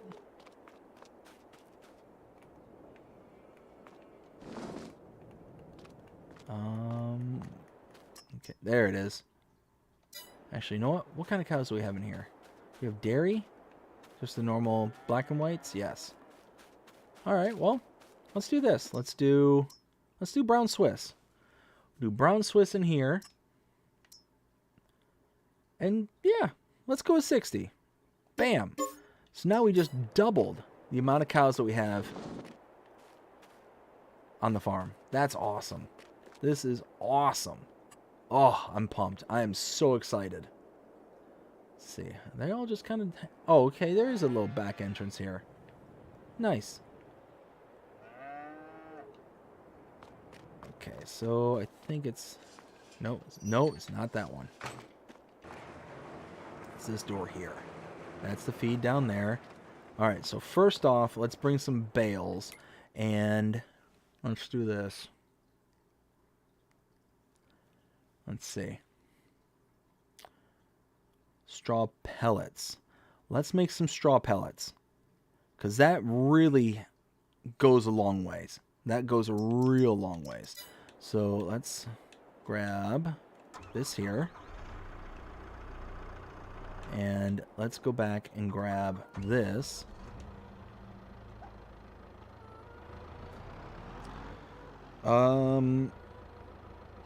Oh, yeah, I'm sorry, Reaver, the CSZ pack. Yes, bag handler. Yes. It works amazing for hauling logs. Yes, you're 100% accurate on that. I love using this thing for so many different things. The straps alone makes it a super, super powerful tool. And I remember for the longest time we didn't have it. And really what we were kind of using in its place, but it was... I mean, it worked for the time. It did work, but it was a nuisance, in my opinion. It was such a pain. Do I still have it? This thing, the big bag winch, this thing, because it has that pivoting head on it where the straps work, it worked, but the other one was way better. The other one is so much better. The CSZ pack, big bag handler, so much better. Let's see. We want straw bales. Let's do... I don't know. Let's do 4.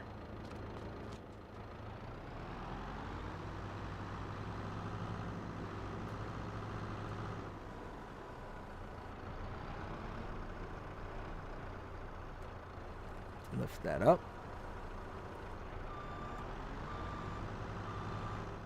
Oh, mine... I'm not going to be able to get that in here, am I? Oh, wait. Ha-ha! Just kind of ramp it in. Maybe? Oh, it was unloading into it. Okay. Let's do this. Let's get a little bit better lined up. And ramp. And drop. Ha-ha! Yeah, look at that. We're making straw pellets. That's amazing.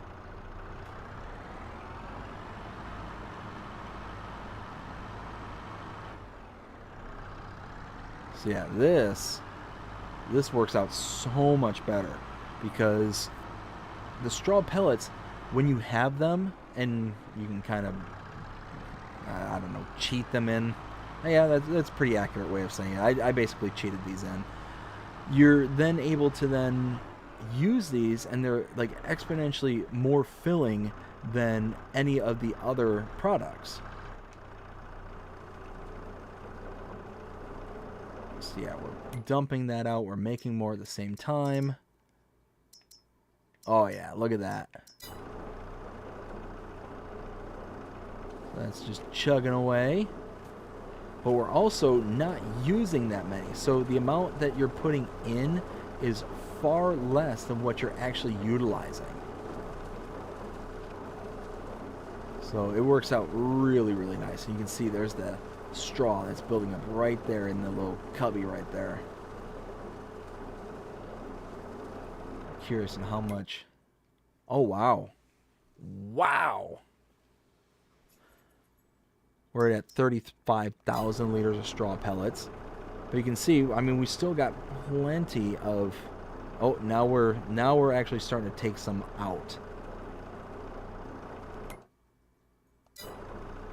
This is nuts. I love it. I love this. This is a nice little tip for those who aren't aware, is that if you have the straw harvest mod installed, you can just load into your mixing wagon a bale of straw, and you get straw pellets. That is really nice. Nice little tip.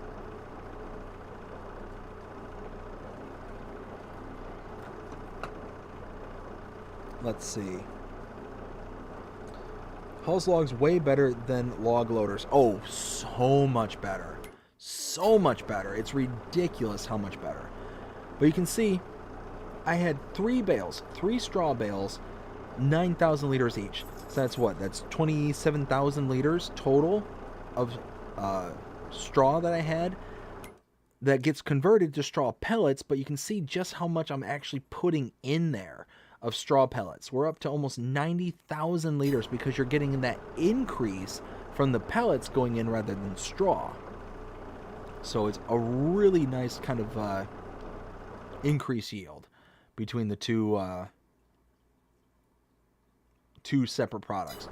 You can see, I mean, we went from 27,000 liters total of straw pellets. Now we have 108,000 liters of straw pellets in the barn. 108,000. I mean, that's what, a almost 4-5x increase. That also reminds me, I want to see how much. Can I see how much milk? Can I see? Can you tell me? 22,000 liters of milk. Okay, okay. So we'll grab that one bale that we took out as well, and we'll throw that into the first cow barn with the black and whites. So that way, they're kind of good to go from there. We'll grab some TMR on our way by as well. We'll top off the new cows. Let's see, here we go. It helps if you actually, there we go. Yeah, the CSZ pack, the big bag handler here, is so versatile. It makes things so much easier than if you were just trying to do all this stuff on your own.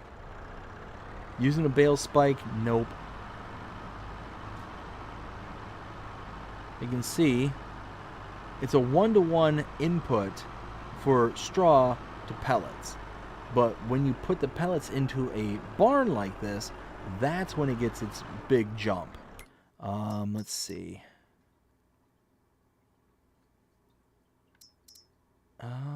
Yeah, let's go ahead and focus on. What's nice is we basically doubled our cows, which means that we're going to essentially double the amount of manure that we're producing each day, and thus it's going to be just that much more fertilizer that we're going to have at the end of the day, because we're using the manure and slurry as a product to make fertilizer out of.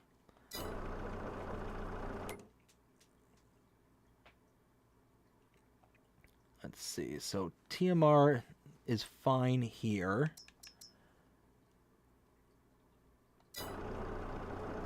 Oh yeah, look at that. 107,000 here. We got 55,000 liters, and we're still kind of chugging through. Yeah, we're doing all right. We're doing all right. So now, let's take this and go get some TMR. And here, let's do. Turn that off because I don't need that anymore.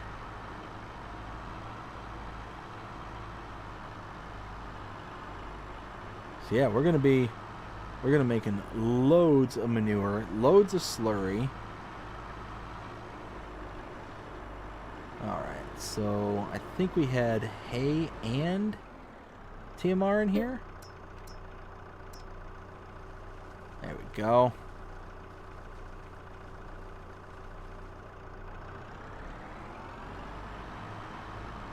Maybe take, like, I don't know, 2 or 3 loads over.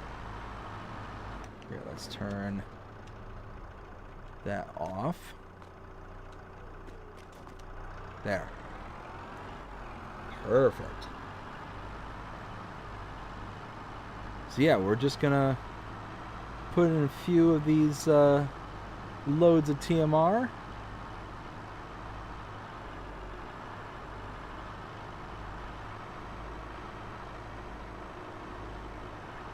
just around over here.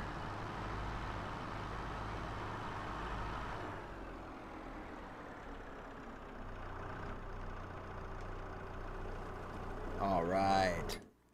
So now we're going to start getting production here.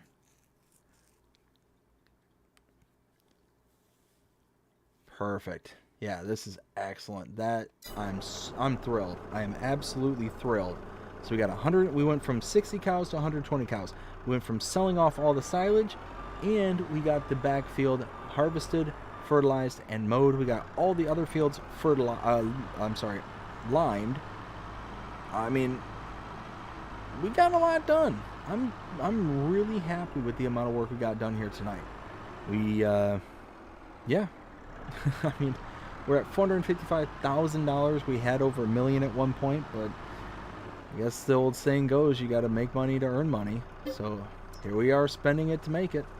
So I think this is going to be a good spot to leave this stream.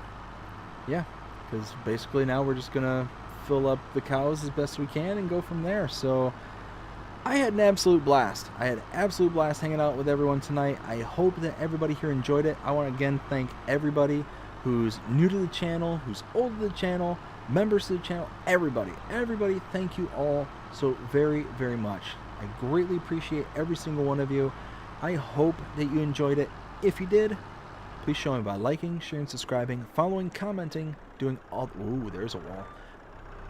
All the things the algorithms enjoy you doing that shows you're engaged with this channel, enjoying the content. And that being said, hope you all have a fantastic day. Take care.